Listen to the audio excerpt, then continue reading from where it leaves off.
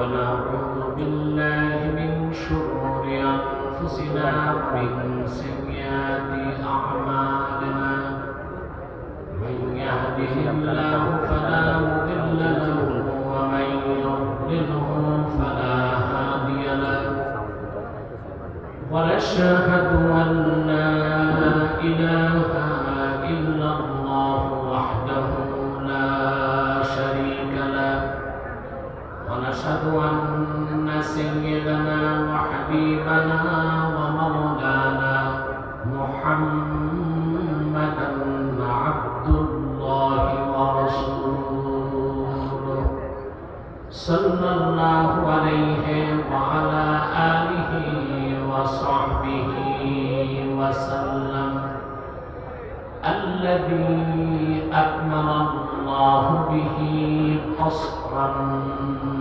النبوة أي ختم الله به النبوة وحكم لا نبي بعده وأعلن في القرآن بالبرهان أن محمدا صلى الله عليه وسلم خاتم النبيين والمرسلين الذي أرسله بالحق بشيرا ونذيرا وداعيا إلى الله بإذنه وسراجا منيرا فقد قال الله تعالى في كلامه المجيد والفرقان الحميد أعوذ بالله من الشيطان الرجيم بسم الله الرحمن الرحيم والذين جاهدوا فينا لنهدينهم سبلنا وإن الله لمع المحسنين صدق الله العظيم وصدق رسوله النبي الكريم ونحن على ذلك من الشاهدين والشاكرين والحمد لله رب العالمين إن الله وملائكته يصلون على النبي يا أيها الذين آمنوا صلوا عليه وسلموا تسليما اللهم صل على سيدنا محمد وعلى آله سيدنا مولانا محمد محبت قري اللهم صل على سيدنا مولانا محمد وعلى آله سيدنا مولانا محمد मेरा दिल तड़प रहा है मेरा जल रहा है सीना ये दवा वही मिलेगी मुझे ले चलो मदीना अल्लाहुम्मा सल्ली अला सय्यिदना मौलाना मुहम्मद व अला आलि सय्यिदना मौलाना मुहम्मद मदीने की हवा से जन्नती बू आती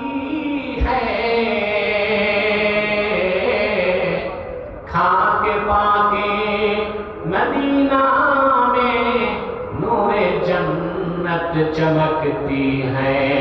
अल्लाहुम्मा सल्ली अला सय्यदिना मौलाना मुहम्मद व अला सय्यदिना मौलाना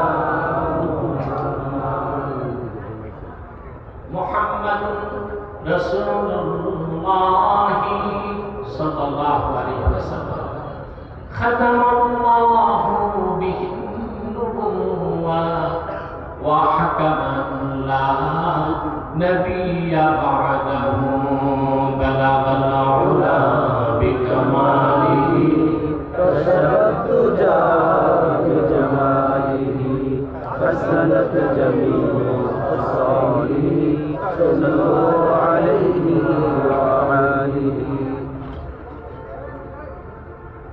ছোটবাগ যুব সমাজ এলাকাবাসী থেকে আয়োজিত 20তম বার্ষিক তাফসীরুল কোরআন মাহফিলের সম্মানিত সভাপতি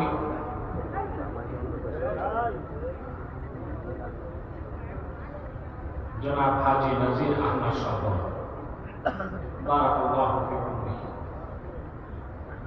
উপস্থিত আজকে সম্মানিত সভাপতি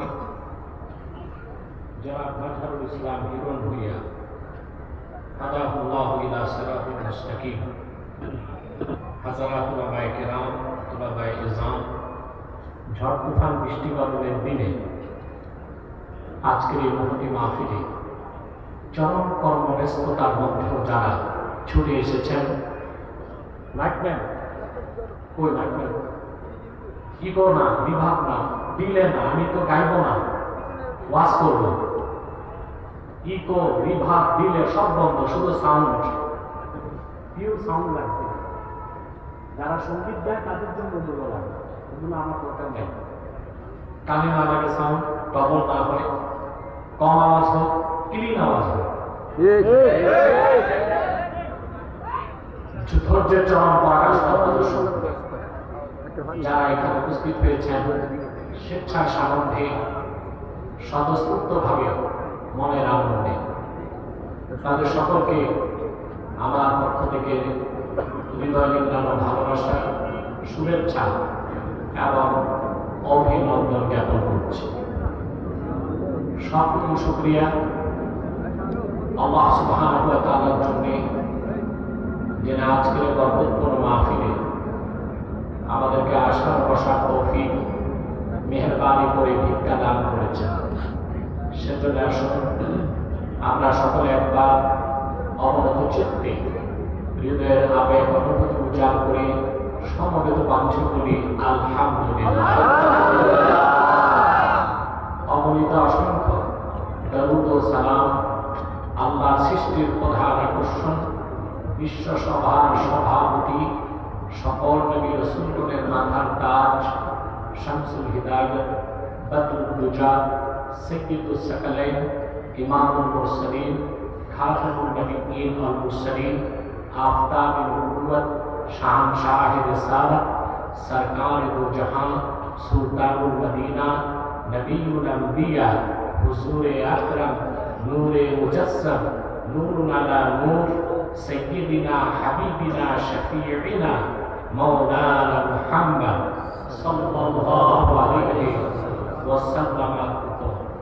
আল্লাহ তাবারাকা ওয়া তাআলা যাকে আজ থেকে প্রায় ১,৫০০ বছর আগে প্রেরণ করেছেন, সর্বশ্রেষ্ঠ ও সর্বশেষ নবী ও রাসূল হিসেবে, যার পরে আজ পর্যন্ত পৃথিবীতে অবশ্যই কোন প্রকার নবী কিংবা রাসূল অবশ্যই আসে নাই, অবশ্যই এখনো নাই, অবশ্যই কিয়ামত পর্যন্ত আসবে না। সম্মানিত সুধী, আপনাদের দেশে বৃষ্টি বাদলের দিন মাহফিল হয় না, শীতকালে মাহফিল আর বর্ষাকালে মাহফিল, ভাব, আবেগ আর ইমেজে পার্থক্য হয়। বর্ষাকালের মাহফিলে মানুষ দোদুল্যমান থাকে যদি বৃষ্টি হয়, ঠিক না? এক ঝাঁক যুবক ছোট বাগে তারা আমার কাছে যখন গেল, আমি সুযোগ করলাম এই সময়। ওদের মনে একটু ভয় ছিল যদি বৃষ্টি হয়। আল্লাহ আমাদের উপর রাজি খুশি, বৃষ্টি দেন নাই। তিনি যদি বৃষ্টি দিয়ে মাহফিলটা বন্ধ করে দেন, সেটা কি ইনজাস্টিস হবে? বেইনসাফ হবে? ওনার কাছে আসছে, উনি যদি বন্ধ করে দেন সেটা ইনসাফ হবে।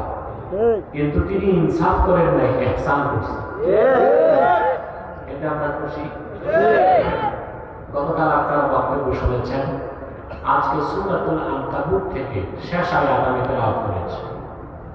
এই আয়াতটিকে কেন্দ্র করে নির্ভরযোগ্য মুফাসসির এবং মুহাদ্দিসগণের দৃষ্টিকোণ থেকে কিছু কথা আপনাদের সামনে তুলে ধরার চেষ্টা করবেন ইনশাআল্লাহ। যদি আল্লাহ তাআলা আমাকে এবং আপনাদেরকে তৌফিক ভিক্ষা দান করেন, বলুন আল্লাহুম্মা আমিন। আসুন, মূল আলোচনার প্রারম্ভে ছোট্ট একটি ভূমিকা। এখানে যারা এসেছেন পার্থিব কোনো স্বার্থ নাই, আছে পকেটের ভাড়া খরচ করে এসেছেন, আরামের ভুলকে হারাম করে আল্লাহর কোরআন থেকে কথা শুনছেন। বিনিময়টা আমরা দিতে পারবো না। আপনাদের জন্য আল্লাহর কাছে আছে আজরুন আযীম। ঘর থেকে বের হয়েছেন, আপনারা তালিবুল ইলমের মর্যাদা পেয়ে গেছেন। আপনারা আল্লাহর রহমতের ফেরেশতার পাখার উপর পা রেখে হেঁটে হেঁটে এসেছেন।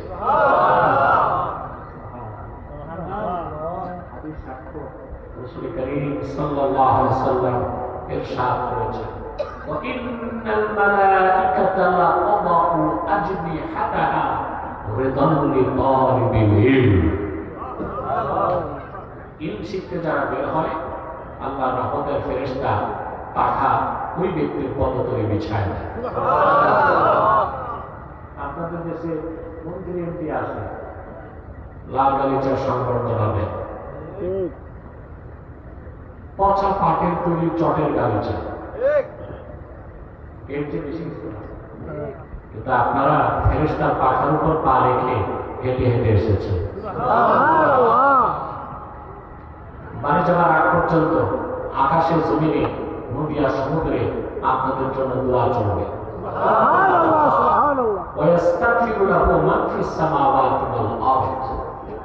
আকাশের জমিনে আল্লাহর প্রতিটা সৃষ্টি কোরআন প্রেমিক সেই শ্রোতার জন্য গুনাহ মাফের দোয়া করতে থাকে। আমরা খুশি আছি? একটু করে মুনাজাত করব এককভাবে, সম্মিলিতভাবে। মাজমাউজ যাওয়ায়েদ হাদিসের কিতাবে মারফু মুত্তাসিল সনদে ইমাম হায়সামি রওয়ায়াত করেছেন, রাসূল করিম সাল্লাল্লাহু আলাইহি ওয়াসাল্লাম ইরশাদ করেছেন, আমার উম্মতের কোন জামাআত যদি দোয়া করে, একজন দোয়া করে, বাকিরা যদি আমিন আমিন বলে, ওই সম্মিলিত দোয়া আল্লাহর সাথে সাথে কবুল করে নেন। আমরা একটু করে দোয়া করে, গুনাহ মাফ করে, নিষ্পাপ বেহেশতি আল্লাহ হয়ে বাড়ি যেতে চাই। কারা কারা হাত তুলে আল্লাহকে ডাকবে?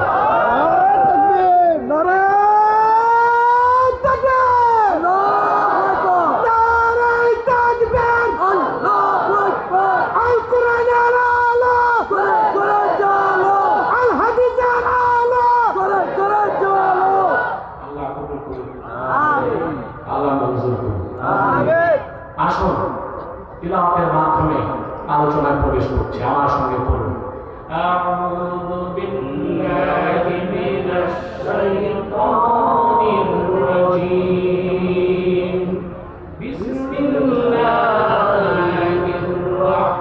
রাহমানির রহিম, ওয়াল্লাযীনা জাহাদু ফীনা লানাহদিয়ান্নাহুম সুবুলানা ওয়া ইন্নাল্লাহা লামাআল মুহসিনিন। আল্লাহ তাআলা সূরাতুল আনকাবুতে 69টি আয়াত নাযিল করেছেন। কতটি? 69। এই সূরাতে তিনি ঈমানের কথা বলেছেন,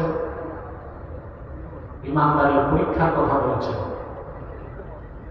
একদম শেষ আয়াতে তিনি বললেন, ওয়াল্লাযীনা জাহাদু ফীনা লানাহদিয়ান্নাহুম সুবুলানা। ইমাম সুয়ুতী তাফসীর করেন, ওয়াল্লাযীনা জাহাদু ফী হাক্কিনা লানাহদিয়ান্নাহুম তুরুকাস সাইরি ইলাইনা। আল্লাহ বললেন, ঈমানদারদের মধ্যে যারা আমি আল্লাহকে পেতে, আমার সাহচর্য লাভ করতে, আমার সাথে আমার সন্তুষ্টি অর্জনের জন্য প্রাণান্তকর প্রচেষ্টা বা সাধনা করে, আমি আল্লাহ আমার কাছে পৌঁছার জন্য সবগুলো পথ তাদেরকে দেখাই দেব। আল্লাহর কাছে পৌঁছার পথ দেখাবেন কে? আল্লাহ।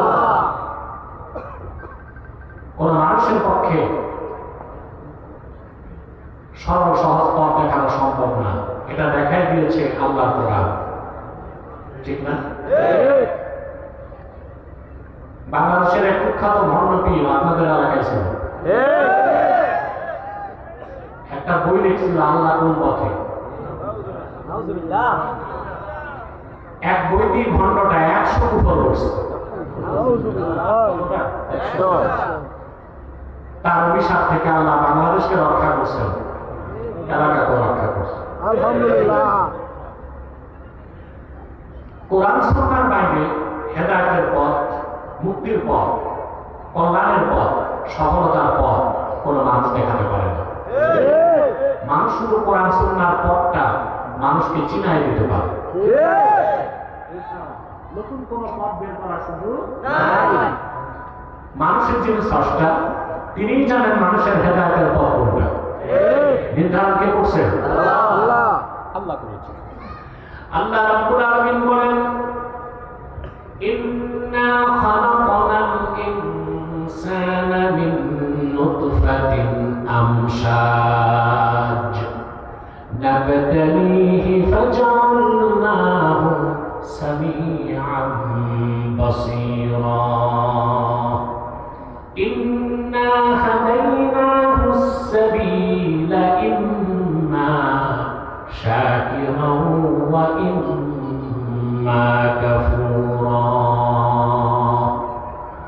আল্লাহ রাব্বুল আলামিন বলেন, আমি মানুষকে সৃষ্টি করেছি তার পিতা এবং তার মায়ের বীর্যের মিশ্রণ থেকে। অতঃপর আমি মানুষকে চক্ষু দান করেছি, শ্রবণ শক্তি দিয়েছি, তাকে আমি হেদায়েতের পথ দেখাই দিয়েছি। যার খুশি সে হেদায়েতের পথকে গ্রহণ করে কৃতজ্ঞ বান্দা হবে, আর যে ভাগ্য বিপন্ন সে হেদায়েতের পথকে বাদ দিয়া পোড়া কপাল বলে বিবেচিত হবে, অকৃতজ্ঞ বান্দা বলে বিবেচিত হবে। মানুষের যিনি স্রষ্টা আল্লাহ রাব্বুল আলামিন, তিনি তার আখির নবী মুহাম্মদ সাল্লাল্লাহু আলাইহি ওয়াসাল্লামের মাধ্যমে ১৫০০ বছর আগে পূর্ণাঙ্গ জীবন বিধান দ্বীন ইসলাম দিয়েছেন। সেই দ্বীন ইসলামের বাইরে যে আল্লাহ রাব্বুল আলামিনের সাথে তাআল্লুক করার, সম্পর্ক করার, আল্লাহর সন্তুষ্টি পাওয়ার কোনো অন্য পথ কিংবা মত নাই।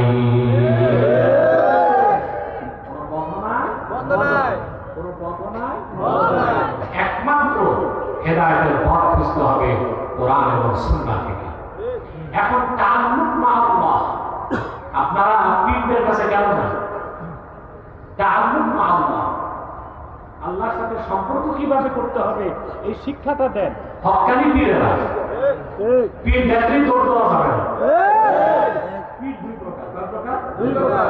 এক প্রকার হচ্ছে আউলিয়াউর রহমান, আরেক প্রকার আউলিয়াউশ শায়তান। আল্লাহর ওলি যারা, তারা আউলিয়াউর রহমান, তারা হক্কানি পীর। আর শয়তানের অনুসারী যারা ভণ্ড পীর, তারা শয়তানের বন্ধু বান্ধব। পীর দুই প্রকার, রহমানি পীর, আরেকটা হচ্ছে শয়তানি পীর। ঠিক না? ভাগটা আমি করি না, আল্লাহ নিজেই করে দিয়েছে। আল্লাহ রাব্বুল আলামিন বলেন, আল্লাহু ওয়ালিয়্যুল্লাযীনা আমানু ইউখরিজুহুম মিনাজ-যুলুমাতি ইলান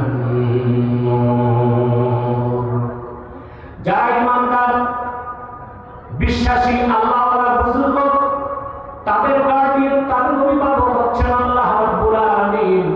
আল্লাহ তাআলা তাদেরকে শিরকার কুফরের অন্ধকার থেকে বের করে ইসলামের নূর, আল্লাহর নূর দিয়ে ইসলামের দিকে নিয়ে আসেন। والذين كفروا أولياؤهم الطاغوت يخرجونهم من النور إلى الظلمات। আর যারা কাফের মুশরিক, তারা হচ্ছে তাগুতের বন্ধু, তাদের গার্ডিয়ান হচ্ছে তাগুত। কে? তাগুত মানে শয়তান। শয়তান তাদেরকে দিন ইসলাম থেকে বের করে অন্ধকার সমূহের দিকে নিয়ে যায়। তাহলে তিন প্রকার, ওলি কয় প্রকার? এক প্রকার হচ্ছে আল্লাহর ওলি, আরেক প্রকার হচ্ছে শয়তানের ওলি। এর জন্য পীর ও দুই প্রকার, রহমানি পীর, আরেক প্রকার হচ্ছে শয়তানের। যারা শিরকের পথে, কুফরের পথে, সুফিবাদের নামে মানুষকে শিরক কুফর শিখায়, তারা ভণ্ড পীর, শয়তানি পীর। তাদের কাছে গেলে আল্লাহকে পাওয়ার পথ মত খুঁজে পাওয়া যাবে না। তার পেতে যেতে হবে রহমানি পীর, যারা আউলিয়াউর রহমান, ইমানদার বুজুর্গ, আল্লাহওয়ালা আধ্যাত্মিক সাধকদের কাছে যেতে হবে। ঠিক না? সেটাকে বাদ দেওয়ার কোনো সুযোগ নাই, কিন্তু হতে হবে আল্লাহওয়ালা পীর, বুজুর্গ পীর, কোরআন সুন্নাহয় বিশ্বাসী পীর। বাংলাদেশে কিছু ভণ্ড পীর আছে যারা সুফিবাদে বিশ্বাসী। সুফিবাদ হচ্ছে সম্পূর্ণ কোরআন সুন্নাহ বিরোধী একটি বাতিল ফেরকার নাম। এটা মানুষকে মধুর সাথে বিষ মিশায়া ধ্বংস করে দিচ্ছে। তরিকত তাসাউফের সাথে কোনো দুশ্মনী নাই, কোরআন সুন্নাহ থেকে প্রমাণিত তরিকত এবং তাসাউফ। কিন্তু সুফিবাদ হচ্ছে একটি বিকৃত মতবাদ, যেটাকে বিশ্বাস করার কোনো সুযোগ নাই। আমার ভাইরা, তাআল্লুক মা আল্লাহ, আল্লাহর সাথে সম্পর্ক করতে চান? এখন আল্লাহর সাথে সম্পর্ক করতে হলে, আল্লাহকে পেতে হলে, মুমিনকে আল্লাহ একটা কাজ দিয়েছে, ওটার নাম মুজাহাদা। ওটার নাম কি? মুজাহাদা। এটা বুঝবেন আজকে ইনশাআল্লাহ। ইনশাআল্লাহ। আমি কি কবরস্থানে না মাহফিল? মাহফিল। কেমনে বুঝবো? আপনাদেরকে এনভায়রনমেন্ট সাপোর্ট করতে হবে না? কিন্তু অজাগায় চিল্লাবেন না, জায়গা মতো। সম্মানিত সাথী, আল্লাহকে পেতে হলে লাগবে কি? মুজাহাদা। সেই জন্য আল্লাহ তাআলা বলেছেন, ওয়াল্লাযীনা জাহাদু ফীনা,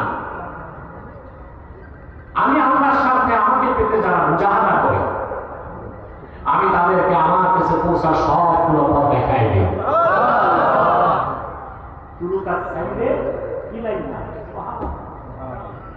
এখন মুজাহাদা থেকে জাহদুর বা জুহদুর থেকে মুজাহাদা, একটা অর্থ তাআত, আরেকটা অর্থ মুশাক্কাত। তার মানে আল্লাহকে পাওয়ার জন্য প্রাণান্তর প্রচেষ্টার নাম হচ্ছে মুজাহাদা। সুবহানাল্লাহ। এখন এই মুজাহাদার আবার অপব্যাখ্যা চলতেছে দেশে। কিছু সুফি দরবেশ পীর আছে, তারা মুজাহাদা বলতে এটাই বুঝেন, জুব্বাটা থাকবে তালিযুক্ত, টুপিটা ছিদ্রওয়ালা, প্লাস্টিকের জুতা 7 বার ঝালাই করা, গোস্ত থাকলে ল্যাংটা খিচুড়ি খাবে, স্প্রিং এর ঘাটে ঘুমাবে না, কাঠের তক্তায় শোবে, আর ভুলেও জীবনে আতর লাগাবে না। এর নাম দিচ্ছে মুজাহাদা। এর নাম কি? মুজাহাদা। খোঁজ দিলে দেখবেন পীর সাহেবের বাড়ি আছে 3টা গাড়ি, 3টা বউ উঠে। ওখানে মুজাহাদা নেই, সব মুজাহাদা হচ্ছে পোশাক আছে। কিসে? পোশাক আছে। এটাই মুজাহাদা? কথা বলেন না। আসুন আমরা আজকে মুজাহাদার ব্যাখ্যা শুনি। আল্লামা ইমাম কুরতুবী রাহমাতুল্লাহি আলাইহি মুজাহাদার ব্যাখ্যা করতে যে লিখে, মুজাহাদা 3টা অর্থ। কয়টা? 3টা। প্রথমটা হচ্ছে নাসরুদ্দিন, ওয়া রাদ্দু আলাল মুবতিলিন, ওয়া কামউজ জালিমিন। সুবহানাল্লাহ। মুজাহাদার 3টা সংজ্ঞা। প্রথম সংজ্ঞা তিনি দিয়েছেন নাসরুদ্দিন, আল্লাহর দ্বীনকে সাহায্য করা, ওয়া রাদ্দু আলাল মুবতিলিন, কাফের মুশরিক বাতিলকে জ্ঞান প্রজ্ঞা দিয়ে পরাজিত করা। এটা হচ্ছে ইন্টেলেকচুয়াল ফাইট। এটা কি? বুদ্ধি মেধা জ্ঞান দিয়ে বাতিলকে পরাজিত করা, ডিবেটের মাধ্যমে, মুবাহাসার মাধ্যমে, মুজাকারার মাধ্যমে বাতিলের উপরকে ফাঁস করে দেওয়া। 3 নাম্বার হচ্ছে ওয়াকাউজ জালিমিন, কাফের মুশরিকদের মধ্যে যারা আগ্রাসী, দ্বীনকে আঘাত করতে চায়, তাদের বিস্তারকে ভেঙে দেওয়া। এটা হচ্ছে মুজাহাদার প্রথম সংজ্ঞা। মনে থাকবে, নাসরুদ্দিন দ্বীনকে সাহায্য করে। এখন দ্বীনকে কিভাবে সাহায্য করা হয়? যিনি আল্লাহর মসজিদে 5 ওয়াক্ত আযান দেন, নামাজে মানুষকে রাখেন, তিনিও দ্বীনকে সাহায্য করেন। যিনি মসজিদে নামাজ পড়ান, তিনি দ্বীনকে সাহায্য করেন। যিনি মাদ্রাসায় হাদিস পড়ান, তিনি দ্বীনকে সাহায্য করেন। যিনি স্টেজে মানুষকে কোরআন হাদিস থেকে ওয়াজ শোনান, তিনিও দ্বীনকে সাহায্য করেন। যিনি আবার দায়েরা খানকার মধ্যে তরিকত তাসাউফের মাধ্যমে মানুষের আত্মশুদ্ধির ব্যবস্থা করেন, তিনিও দ্বীনকে সাহায্য করেন। চূড়ান্ত পর্যায়ে যিনি ময়দানে জান ও মাল নিয়ে জিহাদে ঝাঁপায় পড়ে, তিনি সবচেয়ে বেশি আল্লাহ দ্বীনকে সাহায্য করেন।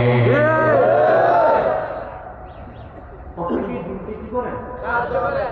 আযান দেওয়া কি? সাহায্য করা। দ্বীনকে সাহায্য করেন। যিনি আযান দেন, তিনিও একামতে দ্বীনের কাজে আছেন। যিনি হাদিস পড়ান, একামতে দ্বীনের কাজ করছেন। হক্কানি পীর ও মুর্শিদ, তিনিও দ্বীনের প্রতিষ্ঠার কাজে আছেন। চূড়ান্ত পর্যায়ে কালিমাতুল্লাহি হিয়াল উলিয়া, আল্লাহর কালেমাকে সমুন্নত করতে করতে যিনি জান মাল দিয়ে জিহাদে ঝাঁপায় পড়েন, তিনি সবচেয়ে বেশি আল্লাহর দ্বীনকে সাহায্য করেন। এটা মুজাহাদা। এটা কি? মুজাহাদা। যিনি আযান দেন, এই যে মাঘ মাসে প্রচন্ড শীতে উজু করে যে আযান দেয়, তার কি কষ্ট হয় না? সবাই কি টাকার জন্য আযান দেয়? হ্যাঁ, অনেকে টাকার জন্য আযান দেয়। যারা টাকার জন্য আযান দেয়, ওরা আবার আযান আগে উজুও করে না। আগে আযান দেয়, পরে আছে। উজু ছাড়া আযান জায়েজ আছে, মাকরুহ হবে। কি হবে? আর মুহাক্কিকগণ বলেন, যে এলাকায় লাগাতার 40 দিন উজু ছাড়া আযান হবে, ওই এলাকায় বালা মুসিবত আসবে। আল্লাহর রাস্তে মুয়াজ্জিন ভাইরা এই কাজটা করেন না। হাদিস শরীফ বলে, ঈমান ও ইহতিসাবের সাথে আল্লাহর সন্তুষ্টির জন্য খালেস নিয়তে যে 7 বছর আযান দিবে, কাল হাসর ময়দানে আল্লাহ তার গর্দানটা সবার চেয়ে লম্বা করে দিবেন। আজকে আমরা বড় আলেম হইলে আযান দিতে লজ্জা পাই না, দরকার হলে খতিব সাহেব আযান দিত, ঠিক না? আমার দেশে আযান দিতে দায়িত্ব নেয় বুড়ারা, ডেট ফেল, একটাও দাঁত নাই, আযান দিলে সব বাতাস বেরোবে। আপনারা মুয়াজ্জিন রাখবেন শব্দ, 12 মুয়াজ্জিন পাবেন করতে, ইমাম সাহেবদের মাসে 4,500 টাকা, মুয়াজ্জিনরা 2,500। বাজারে দারোয়ানের বেতন 10,000। ইমাম মুয়াজ্জিনকে মূল্যায়ন করতে শিখেন নাই, ঠিক? তো মুয়াজ্জিনের বেতন বাঁচাইতে করে কি? পুরো একটা জীবন ভর বিড়ি খেয়েছে, দাম নেই।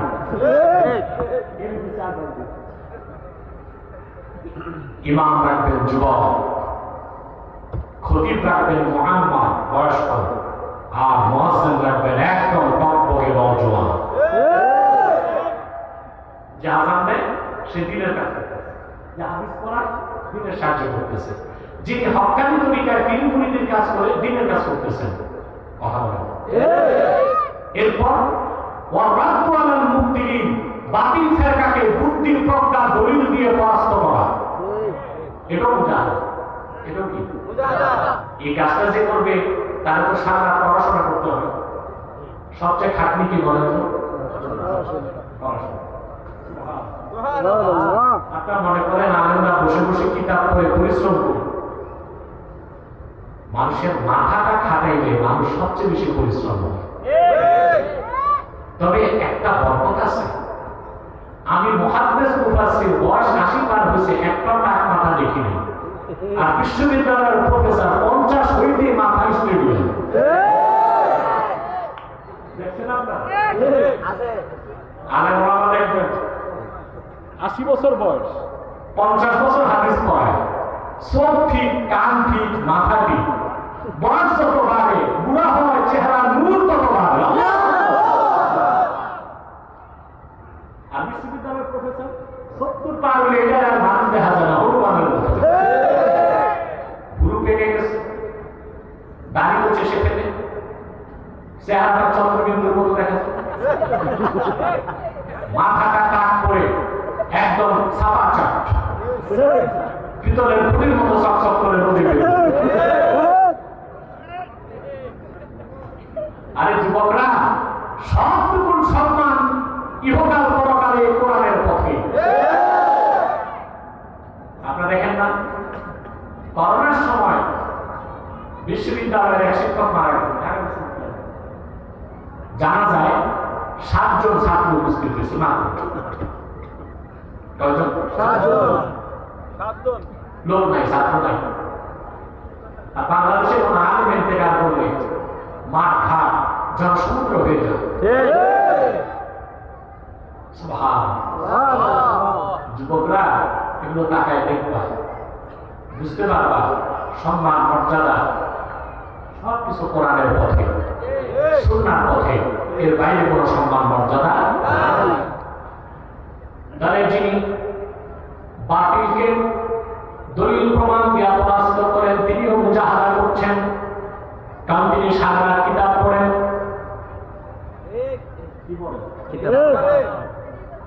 এটা খুব খাটনির কাজ, এটা খুব খাটনির কাজ। আপনারা যারা মোতালা করেন, এখন তো অনেক আলেম ফেসবুকের মোতালা করে, এটা আলেমদের ধ্বংস করে দিচ্ছে। আমি দেখছি এখনো বুজুর্গ আলেমরা ফেসবুকে চিনেও না। তবে এই বুজুর্গ আলেমদের উচিত ফেসবুক দেখার জন্য একটা টিম রাখতে হবে। 3 দিন আগে ঘটে যাওয়া সংবাদ তারা প্রায় 7 দিন পরে, ঠিক না? সেটা দেখতে হবে নিউজের জন্য। কিন্তু মোতালা বাদ দিয়া সারাক্ষণ ফেসবুক মোতালা করলে এলেমটা চলে যাবে। আলেম ভাইদেরকে বলবো অন্তত 4 ঘন্টা যারা ফারিগ হয়ে গেছেন কিতাব মোতালা করবেন। কয় ঘন্টা? 4 ঘন্টা। এতে আপনার ইলমের ব্যাপক বরকত আল্লাহ তাআলা দান করেন। একজন আলেমের মুজাহাদাই তো ভিন্ন। একজন হক্কানি আলেম ঘুমায় থাকলেও শয়তান তার কাছে যাইতে পারে।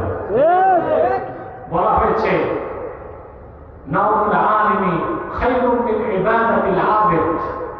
একজন জাহেল এবং আবেদের ইবাদতের চেয়ে একজন আল্লাহওয়ালা বুজুর্গ আলেমের ঘুমের দাম বেশি। মোল্লা আলী কারি রাহমাতুল্লাহ লেখেন, দামেস্কের জামে মসজিদে এক বুজুর্গ ঢুকতেছেন, দেখেন দরজায় এক শয়তান দাঁড়ায় আছে। বুজুর্গ জিজ্ঞেস করলেন, তুমি এখানে দাঁড়ায় আছো কেন? বলে ওই যে একটা আবেদ দরবেশ নামাজ পড়তেছে, তার ওয়াসওয়াসা দিল। বলে তো ঢুকো না কেন? বলে একজন আলেম ঘুমায় আছে, হয়তো ঢুকতে পারতেছে।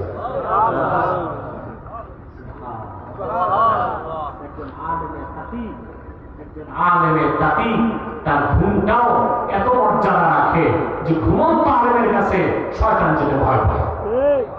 কারণ আলেম যখন ঘুমিয়েছে সুন্দর তরিকায় ঘুমিয়েছে। সুবহানাল্লাহ। মুজাহাদার দ্বিতীয় সংজ্ঞা হচ্ছে ওয়াকামুজ জালিমিন। কাফের মুশরিক বেঈমান যদি অ্যাগ্রেসিভ হয়, অফেন্সিভ হয়, দ্বীনকে আঘাত করতে আসে, মুসলমানকে আঘাত করতে আসে, তখন ধৈর্য ধরা যাবে না। ধৈর্যের সাথে কাফের মুশরিক বেঈমান অত্যাচারী বিষদালকে ভেঙে দিতে হবে। আমরা দেখলাম মুজাহাদার ক্ষেত্রে 3টা পন্থা। কয়টা? 3টা। শিথিল পন্থা, মধ্যপন্থা, চরম পন্থা। শিথিল পন্থা, মধ্যপন্থা, চরম পন্থা। আমাদের দেশে অনেকে বলে ইসলামের চরম পন্থা নাই। এটা একটা ভুল কথা। ইসলামের উগ্র পন্থা নাই, ইসলামের সন্ত্রাস নাই, ইসলামের সহিংসতা নাই, কিন্তু ক্ষেত্র বিশেষ ইসলাম চরম পন্থাকে অনুমোদন করেছে। শিথিল নামাজ পড়াবেন, আজান দিবেন, ওয়াজ করবেন, পীর মুরিদি করবেন, এগুলো দিনের কাজ, শিথিল পন্থায়। বাতিলকে আপনি ডিবেটের মাধ্যমে পরাস্ত করবেন, এটা মধ্যপন্থা। চূড়ান্ত পর্যায়ে কাফের মুশরিকের বিশ্বাসকে ভেঙে দিতে ময়দানে ঝাঁপায় করবেন, ওইটা হচ্ছে চরমপন্থা। যারাই বলে ইসলামে চরমপন্থা নাই, তারা সুকৌশলে জিহাদ ফি সাবিলিল্লাহকে পাশ কেটে চলে যেতে চায়। চরমপন্থা কোথায় নাই ভাই? আমি একটু উদাহরণ দিই। সব ভালো কাজে চরমপন্থা আছে। আপনার কাছে চোখের ডাক্তার হয়ে গেছে, দেহের সবচেয়ে স্পর্শকাতর অঙ্গ চোখ, ডাক্তার ট্রিটমেন্ট করবে শিথিল পন্থা। গেলেন কানের ডাক্তার হয়ে গেছে, কানের ডাক্তার ট্রিটমেন্ট করবে মন্দ পন্থায়, একটু খোসা খোসা লাগবে। গেছেন দাঁতের ডাক্তার হয়ে গেছে, দাঁতের ডাক্তার ট্রিটমেন্ট করবে চরম পন্থায়। যে ইনজেকশনটা আছে এটা দেখলে এখন আমি ভয় পাই। তারপর সারাশি একটা ঢুকায় এক্সট্রিম ওয়েতে দাঁত বের করবে। দাঁতের ডাক্তার যদি কানের ডাক্তার, আর কানের ডাক্তার যদি চোখের ডাক্তারের পন্থা নেয়, কানের ট্রিটমেন্ট হবে না, আর একটা দাঁত উঠানো তো চরমপন্থা না। উগ্রপন্থা আর চরমপন্থা এক জিনিস না।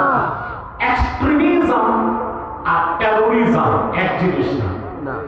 এক্সট্রিমিজম চরমপন্থা, আর টেরোরিজম হচ্ছে উগ্রপন্থা। ইসলামের উগ্রপন্থা নয়, কিন্তু দ্বীনের স্বার্থ রক্ষায় চরমপন্থা গ্রহণ করার অনুমতি ইসলাম দিয়ে রেখেছে। ওটা হচ্ছে জিহাদ ফি সাবিলিল্লাহ। আমরা এর থেকে সরতে চাই না। আরেকটা উদাহরণ দিই, ঘুমাচ্ছেন? আমি দেখবো কে কে তোমার হাত উঠান।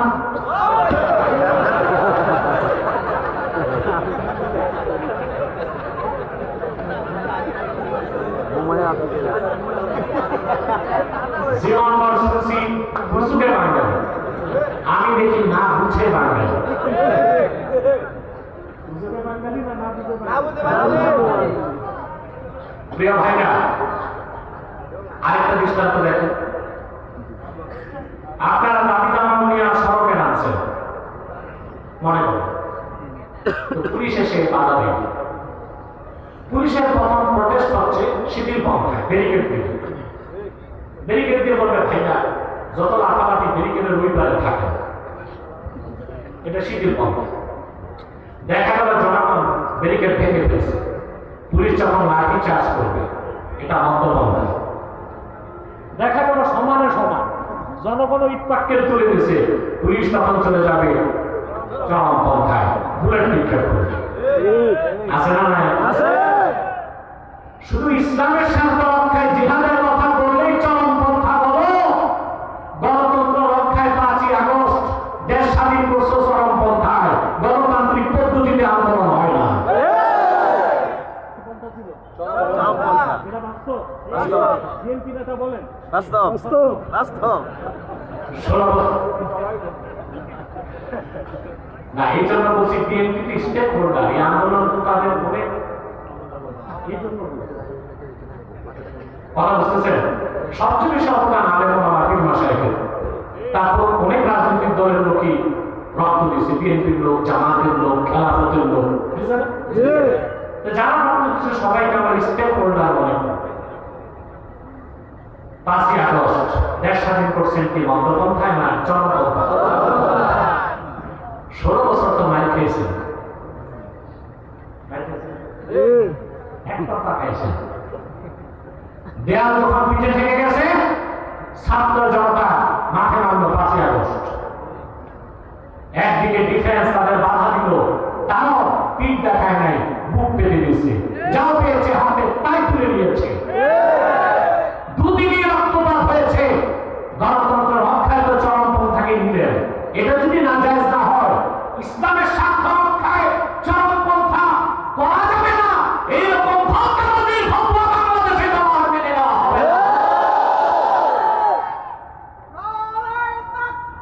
আল্লাহু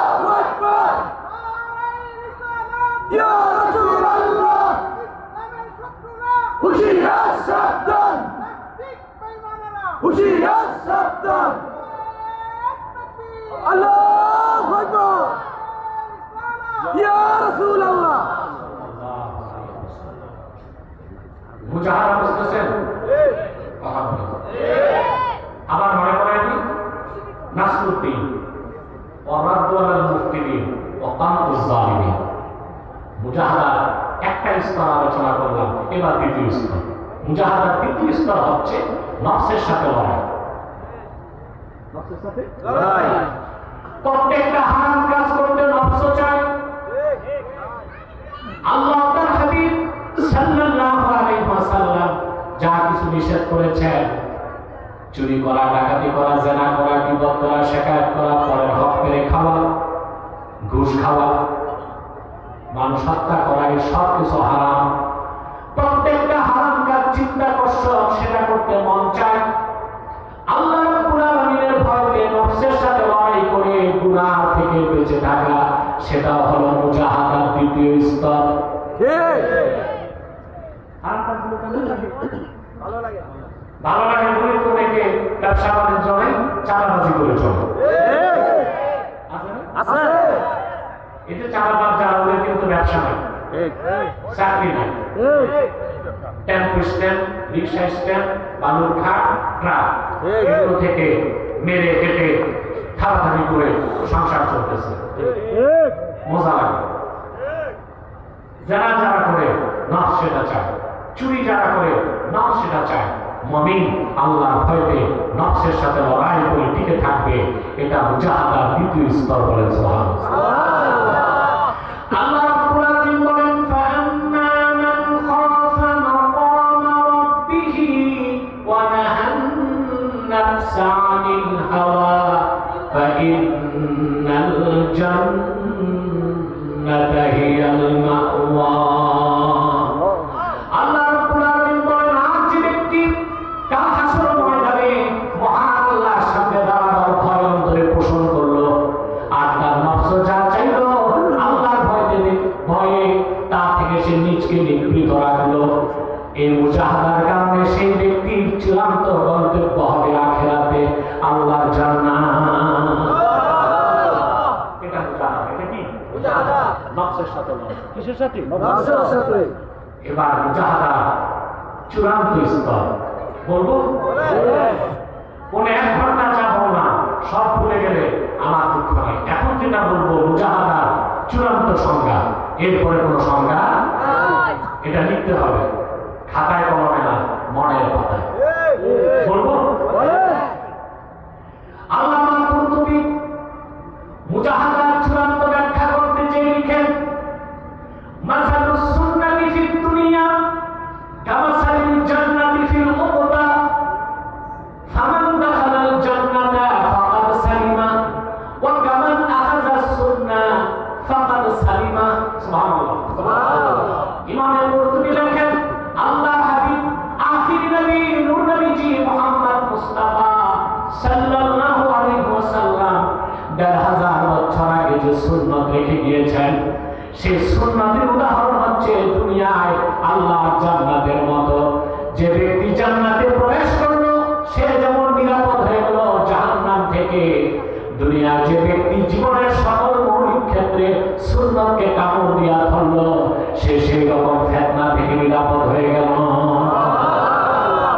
তার মানে মুজাহাদার চূড়ান্ত ব্যাখ্যা হচ্ছে সুন্নত তরিকায় চলা। ব্যক্তি জীবন, সমাজ জীবন, পারিবারিক জীবন, রাষ্ট্র জীবন, শিক্ষা জীবন, সাংস্কৃতিক জীবন, নামাজ, রোজা, হজ, যাকাত, সকল ক্ষেত্রে সুন্নতের মুতাহহারা মুআত্তারা পূর্ণ অনুসরণ করতে হবে। এর চেয়ে উপরে বড় কোনো মুজাহাদা নাই। আপনি সুন্নত তরিকা বাদ দিয়া যতই সাধনা করেন, এটা মুজাহাদা হবে? যেমন অনেকে মুজাহাদা করতে যায় গোশত খায় না, খিচুড়ি খায়। কি খায়? এটা কি সুন্নত মোতাবেক আমল না সুন্নতের খেলা? মাঝে মধ্যে গোশত খাওয়া সুন্নত, তবে প্রতিদিন খাওয়া বেদাত। মাঝে মধ্যে খাওয়া প্রতিদিন খাওয়া আল্লাহ হাবিব সাল্লাল্লাহু আলাইহি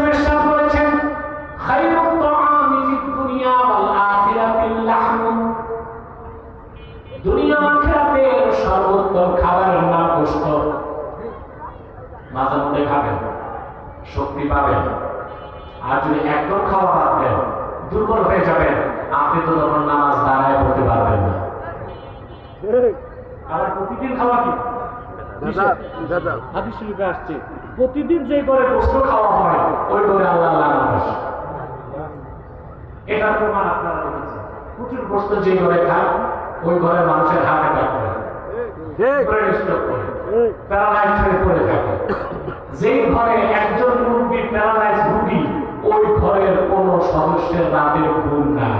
এই বোঝা টানতে পারে কি করতে করতে এটাকে রহমত না লানত।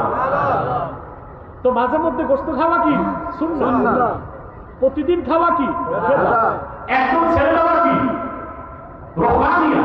বোরের কথা সুন্নতের খেলা। তাহলে সুন্নত তরিকায় চলার চেয়ে বড় কোনো মুজাহাদা নাই। আমরা গাড়ি আছে তিনটা, গাড়ি আছে তিনটা, জুব্বাটা করছেন এইরকম, ফেলা আছে 40টা, এটা মুজাহাদা। টুপিতে 3টা ছিদ্র, প্লাস্টিকের স্যান্ডেল 7বার জ্বালাই গেছে, বাড়ি গাড়ি নাই, ওই বেলায় মুজাহাদা নাই, ওগুলো ঠিক আছে। ব্যাংকে টাকা আছে 3 কোটি, যত ফকির আর মিসকিন কিনে দেখে সুপার জল। এটা মুজাহাদা। আল্লাহ যদি তৌফিক দেন, দামি পোশাক পরা কি সুন্নাত না? আমি একটা হাদিস শোনাচ্ছি আপনাদেরকে। ইমামে বাগাবীতে রওয়ায়াত করেন, তাফসীর বাগাবীতে, খারাজা রাসূলুল্লাহ সাল্লাল্লাহু আলাইহি ওয়াসাল্লাম ইয়াওমান ওয়া আলাইহি জুব্বাউন কিমাতুহু 4000 দিরহাম। সাহাবী বর্ণনা করেন, আল্লাহর আখির নবী নূর নবীজি মুহাম্মদ মুস্তাফা সাল্লাল্লাহু আলাইহি ওয়াসাল্লাম একদিন সাহাবায়ে কেরামের সামনে তাশরীফ নিয়ে আসলেন। আল্লাহ হাবিবের নূরের জিসিম মোবারকের যে জুব্বাটা ছিল, 1000 বছর আগে ওই জুব্বার দাম ছিল 4000 দিরহাম।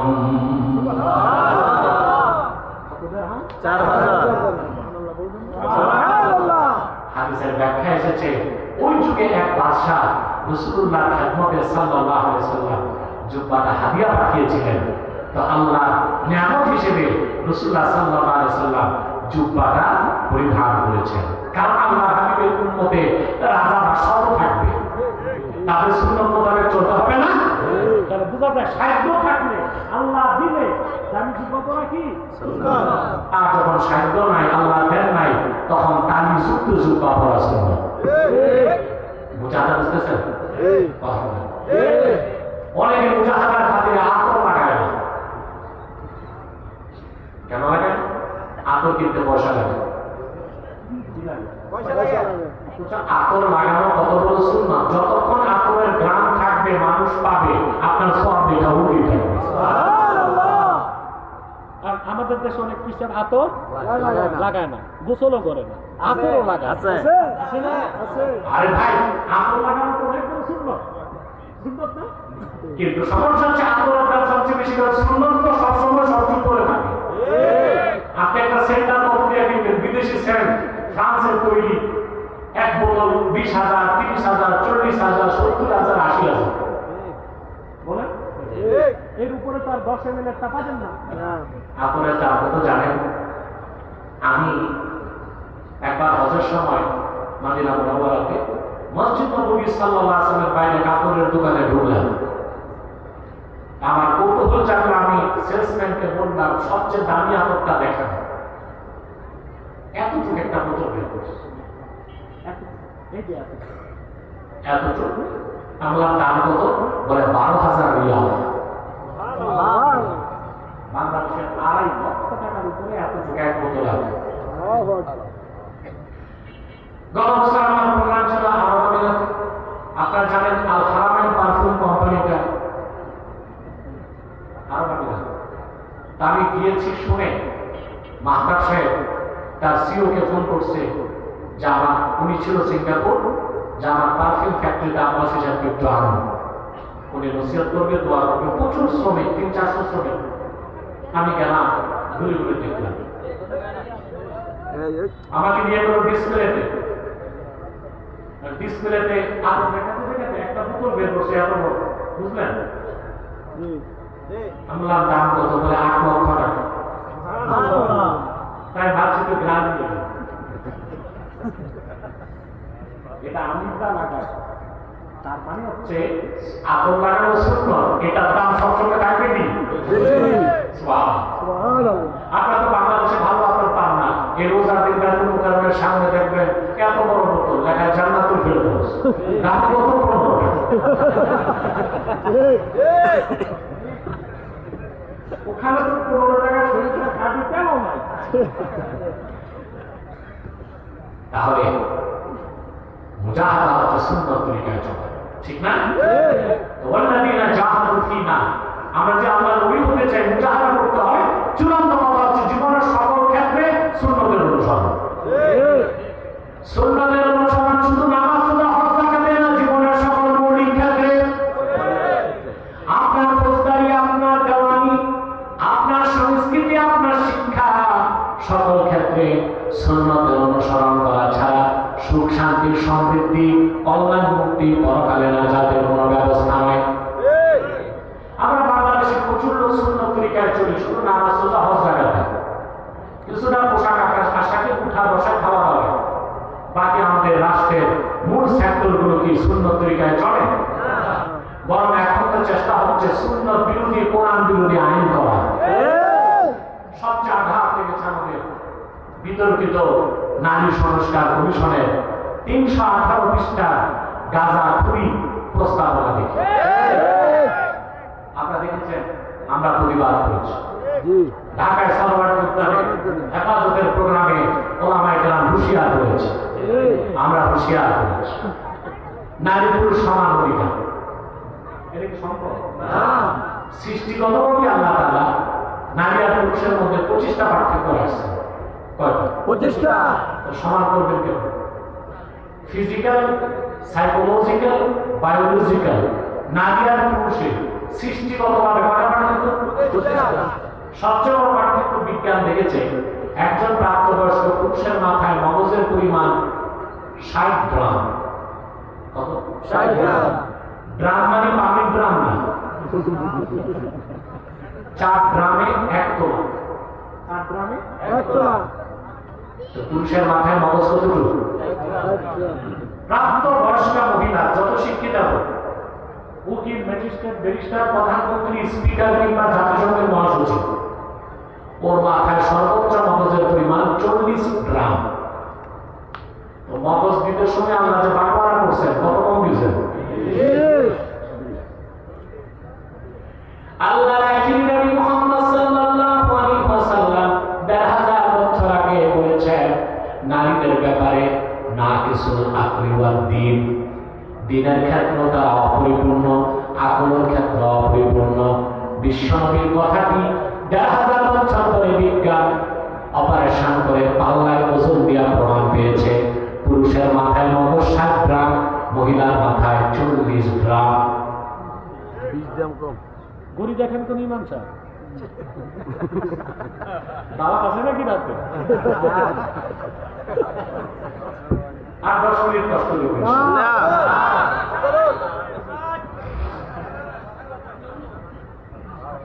না রে বাবা, ফজর পর্যন্ত কালকে আমার দিনে মাত্র ফরাজি নাম দরবার শুনেছি। তো আপনি একটা জিনিস আপনারা ভুল করেন, আমরা তো আসলে বাংলাদেশে এখন সবগুলো সেক্টরে দুর্নীতি। এখন বক্তাদের দাওয়া করতে বক্তা ব্যাপারই ভ্যালু শিখেছে। বক্তা একটা কন্ট্রাক্ট করে দেয় 1 লাখ টাকা, সে খায় 30,000, বক্তারে দেয় 70,000। জনগণ বলে যারা কন্ট্রাক্ট করি তো আনছি 2 কন্টেইনার বাংলা। এটা করবেন না।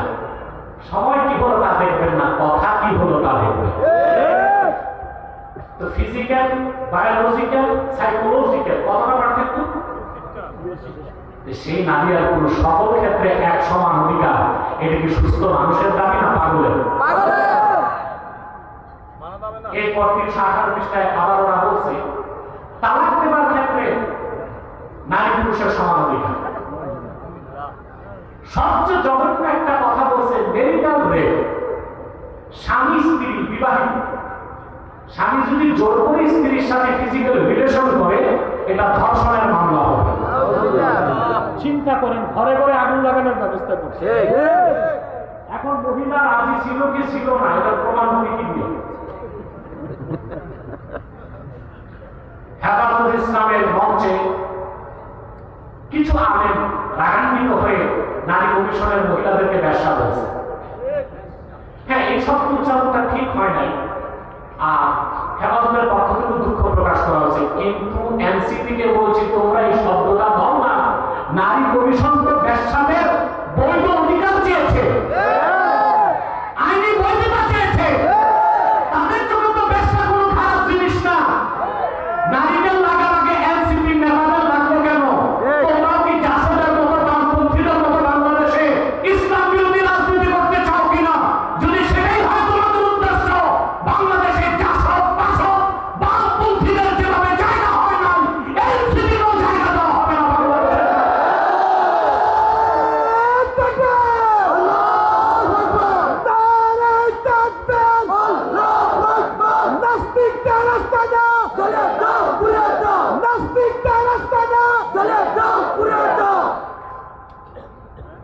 প্রতিবেদনে বলা হয়েছে যারা ব্যবসা তাদেরকে ব্যবসা বলা যাবে না, শ্রমিক বলতে হবে, আর তাদের আয়ের রোজগারকে বৈধতা দিতে হবে। তাহলে বোঝা যাচ্ছে তাদের কাছে ব্যবসা বৃত্তি দেখা আছে। তো কোনো আলেম যদি আগে বলেই থাকে আহামরি কি দোষী বা হচ্ছে? যদি এই শব্দ উচ্চারণটা ভুল হয়ে গেছে, ঠিক না? প্রিয় ভাইরা, অতএব কোরআন সুন্নাহর আইনকে কায়েম করতে পারলে সেটা আমাদের ব্যর্থতা।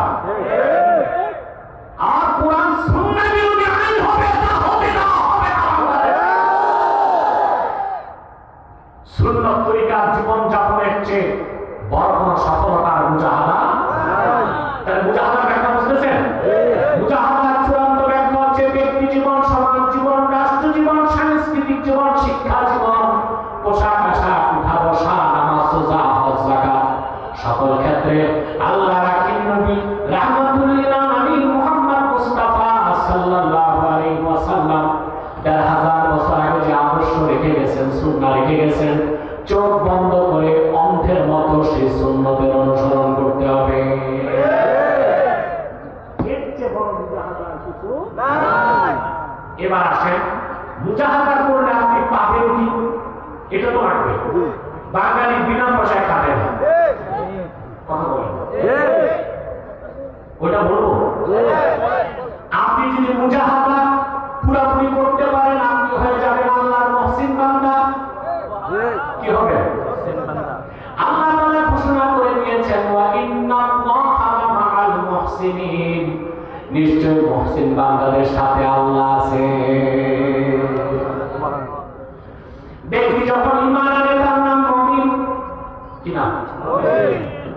সে যখন শরীয়ত মানে সে মুসলিম। মুমিন হওয়ার পরে আপনি যদি পুরোপুরি মুসলিম না হন, ঈমানের কারণে আপনি জান্নাত পাবেন, কিন্তু গ্যারান্টি নাই ফার্স্ট চান্সে না সেকেন্ড চান্সে। আযাবের আগেও যেতে পারেন, পরেও যেতে পারেন। যদি পুরোপুরি ইসলামের বিধানগুলো মেনে খাঁটি মুসলিম হয়ে যান, আপনি বেহেশত পাবেন, কঠিন হিসাব লাগবে। কিন্তু আপনি যদি মুজাহাদার মাধ্যমে মুহসিন বান্দা হয়ে যান, আপনার কোনো হিসাব থাকবে না, কোনো আযাব হবে না।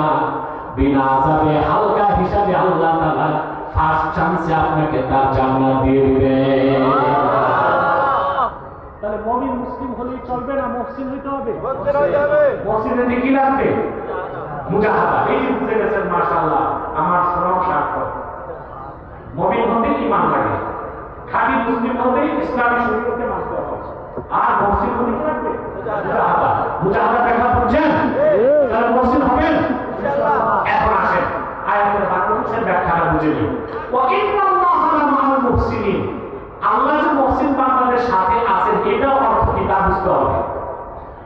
আল্লাহর মুমিন বান্দা যখন মুহসিন হয়ে যাবে মুজাহাদার মাধ্যমে, সে আমার আল্লাহর এত নৈকট্য লাভ করবে, চারটা জিনিস আল্লাহ তার জন্য ওয়াজিব করে দিবেন। সুবহানাল্লাহ। বলবো?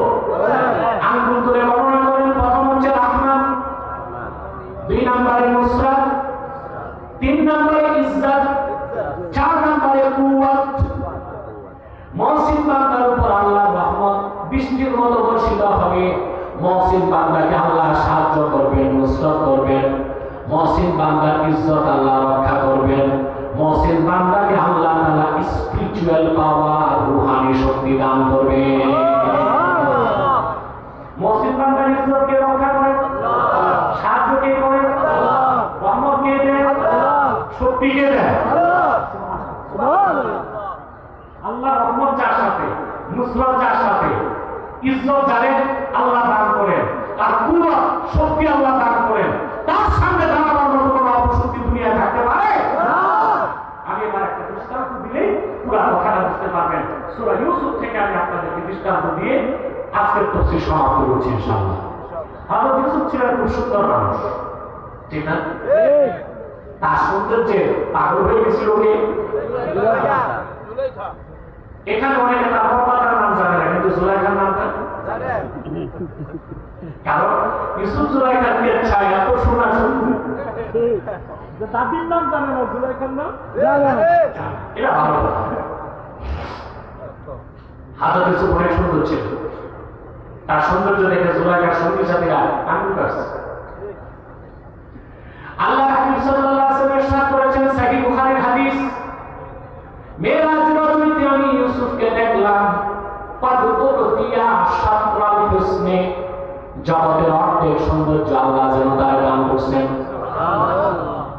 তার সৌন্দর্য দেখে জুলাইখার সঙ্গী সাথীরা আঙ্গুল কাটছে। কিন্তু মনে রেখো মুসলমান, ইউসুফকে আল্লাহ যে সৌন্দর্য দিয়েছিলেন তা দেখা যায়, তা বলা যায়, তা চিন্তা করা যায়, কিন্তু আল্লাহ তার আখির নবী মুহাম্মদ সাল্লাল্লাহু আলাইহি সাল্লামকে যে সৌন্দর্য, যে জামাল দান করেছিলেন, তা লেখার মতো কোনো কলম নাই, বলার মতো কণ্ঠ নাই, চিন্তা করার মস্তিষ্ক নাই। ইউসুফের সৌন্দর্য দেখে কেউ মুসলমান হয় না, কিন্তু 1000 বছর আগে মুহাম্মদ সাল্লাল্লাহু আলাইহি সাল্লামের সৌন্দর্য দেখে অনেক কাফের মুসলমান হয়ে গেছে। আম্মা জান আয়েশা রাদিয়াল্লাহু আনহা বলেন, খাসাইস কোটা ইমাম সুয়ুতী নকল করেন, আম্মা জান আয়েশা বলেছেন, জুলাইখার সৌন্দর্য দেখে ইউসুফের সৌন্দর্য দেখে জুলাইখার সঙ্গী সাথীরা আঙ্গুল কেটেছে। ওয়াল্লাহি লাউ রাআইনা জাবিনাহু সাল্লাল্লাহু আলাইহি ওয়াসাল্লাম লা আসারনা বিতাক্তি ইস-সুদুর আলাল ইয়াদি। আল্লাহর কসম, জুলাইখার সঙ্গী সাথীরা যদি মুহাম্মদ সাল্লাল্লাহু আলাইহি ওয়াসাল্লামের নূরের কপালটা একবার দেখতো, আঙ্গুল নয়, তারা তাদের কলিজাগুলোকে যে টুকরা টুকরা করে দিত।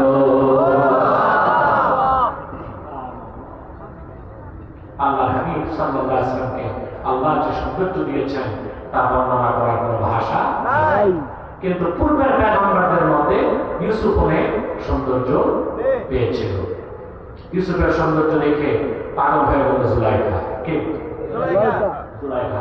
আল্লাহ পাক কোরআন কারীমে বলেন, জুলাইখা কি করল? আল্লাহ পাক বলেন, ওয়াল্লাযী হুয়া ফী বাইতিহা আন নাফসিহি ওয়া গাল্লাকাতিল আবওয়াবা ওয়া ক্বালাত হাইতা লাক ক্বালা মা'আদাল্লাহি ইন্নাহু রাব্বী আহসানা মাথওয়াই।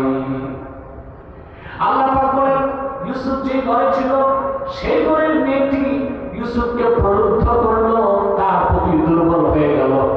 কে? জুলাইখা। হযরত ইউসুফ তার প্রস্তাব মানে না, রাজপ্রাসাদের অন্তর্মহলে নিয়ে হযরত ইউসুফকে সে প্রলুব্ধ করলো, আর বাইরে সব দরজা আটকায় দিল। মহিলাটার নাম কি ছিল? আল্লাহ নাম নিলেন না কেন? আল্লাহ তো নাম জুলাইখা নেন নাই। আল্লাহ বলেছেন, ওয়ারাফুল্লাহি হুয়া ফী বাইতিহা, ইউসুফ যে ঘরে ছিল সেই ঘরের মেয়েটি তার প্রতি প্রলুব্ধ হল, তারে আকর্ষণ করল। তার নামটা কি ছিল? জুলাইখা। কেন নাম দিলেন না কেন আল্লাহ? আল্লাহ তাআলা আসিয়া মুমিনা ছিল, তার নাম নেন, বলেছেন ইমরাতু ফিরাউন। ঠিক। আসিয়ার নামটা নাই। কেন? আল্লাহ চান মহিলাদের নাম গোপন থাক। আর আপনারা নারী নেতৃত্ব কায়েম করতে করতে এমন অবস্থায় গেছেন, এখন তো শুনতেছি 100 আসন মহিলাদেরকে সংরক্ষিত দিল।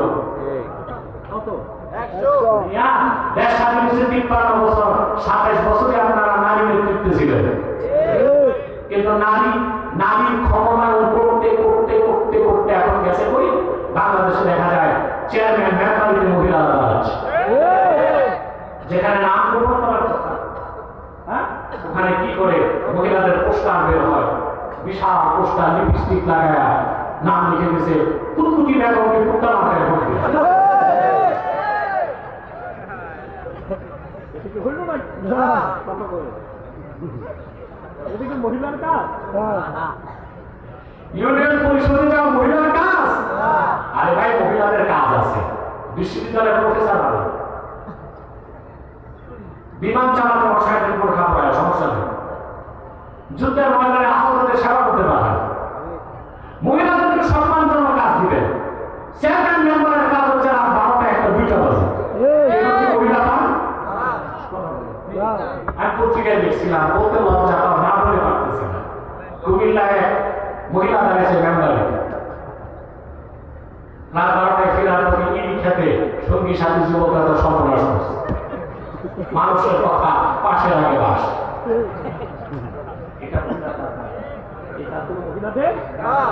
আপনারা একটা কথা বলছিলেন না স্কুলে, বনেরা বনে সুন্দর শিশুরা মাতৃ ক্রোড়ে, একটা লাইন আমি যোগ করতে চাই, বনেরা বনে সুন্দর শিশুরা মাতৃ ক্রোড়ে, সতী সাধ্যী নারীরা স্বামীর গৃহে। আল্লাহ তাআলা মহিলাদের নামটাও গোপন করতে চাইছে, অথবা মহিলাদের উলঙ্গ করে নারী ক্ষমতায়নের নামে পথে ঘাটে বের করে দেওয়া, এটা নারীদের সম্মান বাড়ায় না, নষ্ট করে। আল্লাহ পাক বলেন ইউসুফ যে ঘরে ছিল সেই ঘরের মেয়েটি তার প্রতি আসক্ত হল, তাকে প্রলুব্ধ করে বলল হাই তালাক, 7 কামরার ভিতরে সব দরজা তালা দিয়া মিশরের সবচেয়ে সুন্দরী মেয়েটি হযরত ইউসুফের বয়স 40 হয় নাই, পোশাক খুলে বলতেছে আসো।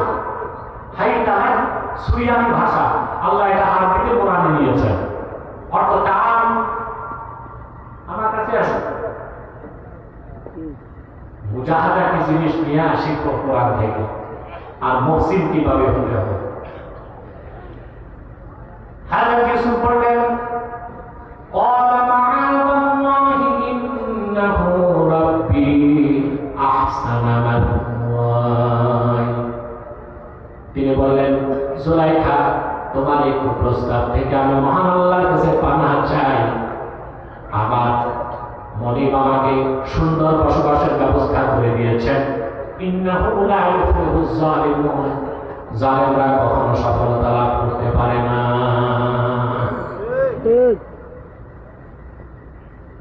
ইউসুফ আলাইহিস সালাম বাঁচলেন কেমনে? প্রশ্ন আসে না?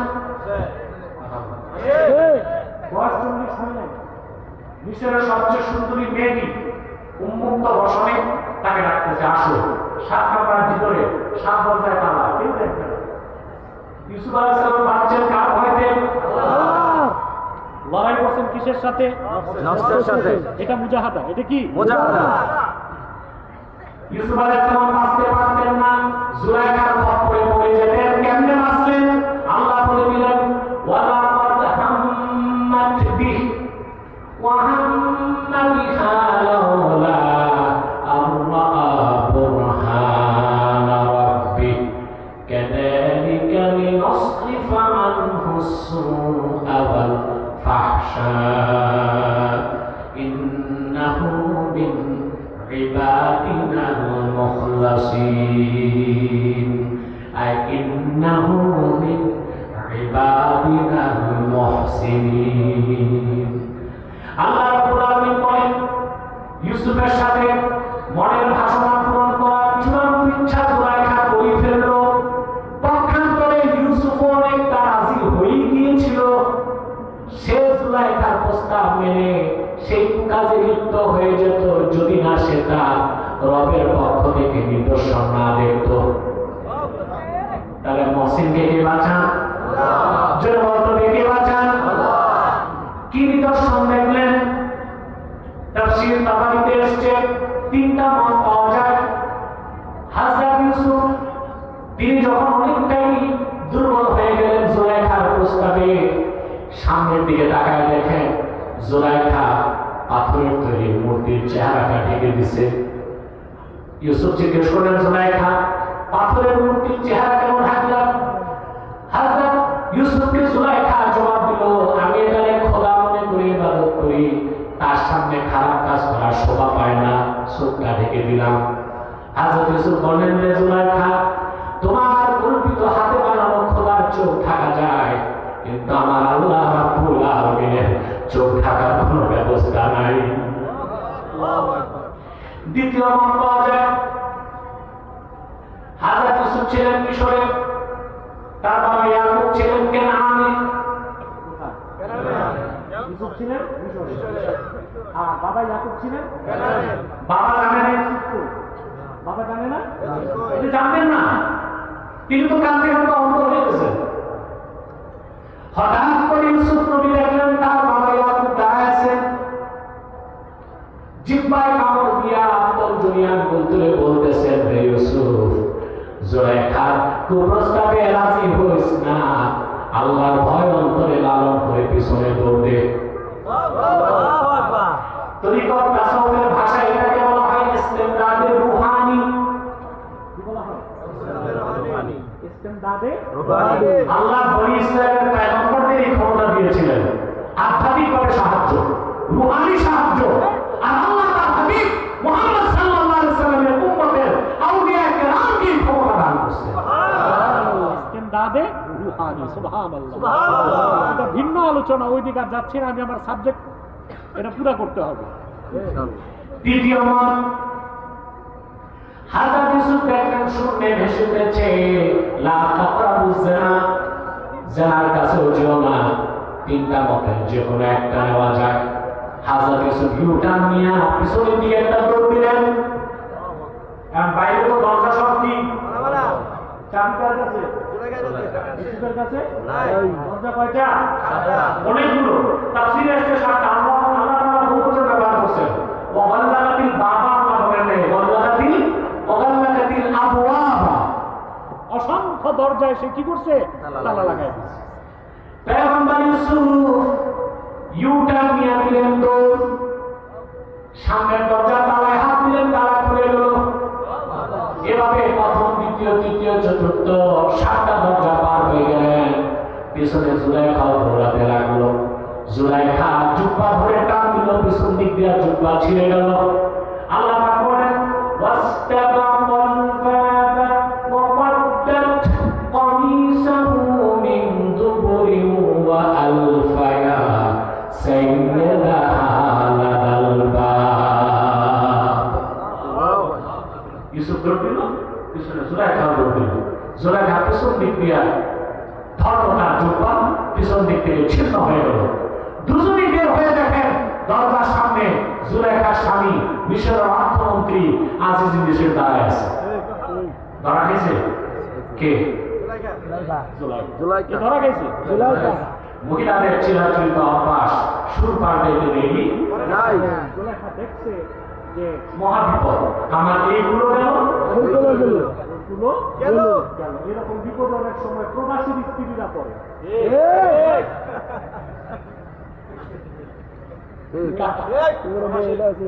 মহিলা আছে, হ্যাঁ, মা বোনের ক্ষেত্রে আবার সমস্যা। ঠিক আছে, প্রবাসী ছেলেরা বিদেশে রক্ত পানি করা ঘামের পয়সা পাঠায় দেশে, তো স্ত্রী টাকা দিলা দেখা যায় আরেক ছেলের সাথে বন্ধুত্ব করে মৌজ মাস্তি করে। সব মেয়েদের বলছি না, কিছু নেই। এর জন্য আবার ছেলের দোষ আছে। তোমার বিবাহিত স্ত্রী থাকতে হয় তোমার মায়ের কাছে, নয় তার মায়ের কাছে। এটা যদি কাজপুর ফ্ল্যাট ভাড়া দেয় আর বিদেশ থেকে পাঠাইছে আইফোন অ্যাপলের 2.5 লাখ টাকা, ফেসবুক ওপেন, তো মহিলার সাথে তো সরকার 10টা লেগেই থাকে। আবার টাকা পাঠায় বিদেশ থেকে, মায়ের অ্যাকাউন্টে না, বাপের অ্যাকাউন্টে না, বউয়ের অ্যাকাউন্টে। 10 বছর পর এসে দেখে ব্যাংকের অ্যাকাউন্টও খালি, ঘরের বিছানাও খালি। চালাক মেয়েরা যখন টের পায় তখন আমরা সুখ পাল্টাই ফেলে, বুঝলেন? বলে দেখে যে এইগুলো গেছে, এইগুলো গেছে, তখন বলে বলছে তো আমার প্রেমিকটা ওটা ধর্মের দায় বানিয়েছে। এগুলো আছে আছে আছে না, ধর্মের ভাই বলে কিছু নাই। ধর্মের ভাই বানাই তো যত কুকাজ করে। মা বোনদেরকে বলবো স্বামীর প্রতি যত্নশীল হতে হবে। ছেলেটি হাত ভাঙা পরিশ্রম করে বিদেশ থেকে টাকা পাঠায়, ওই একটা টাকাও না যায় পথে তোমার খরচ করা যায় না।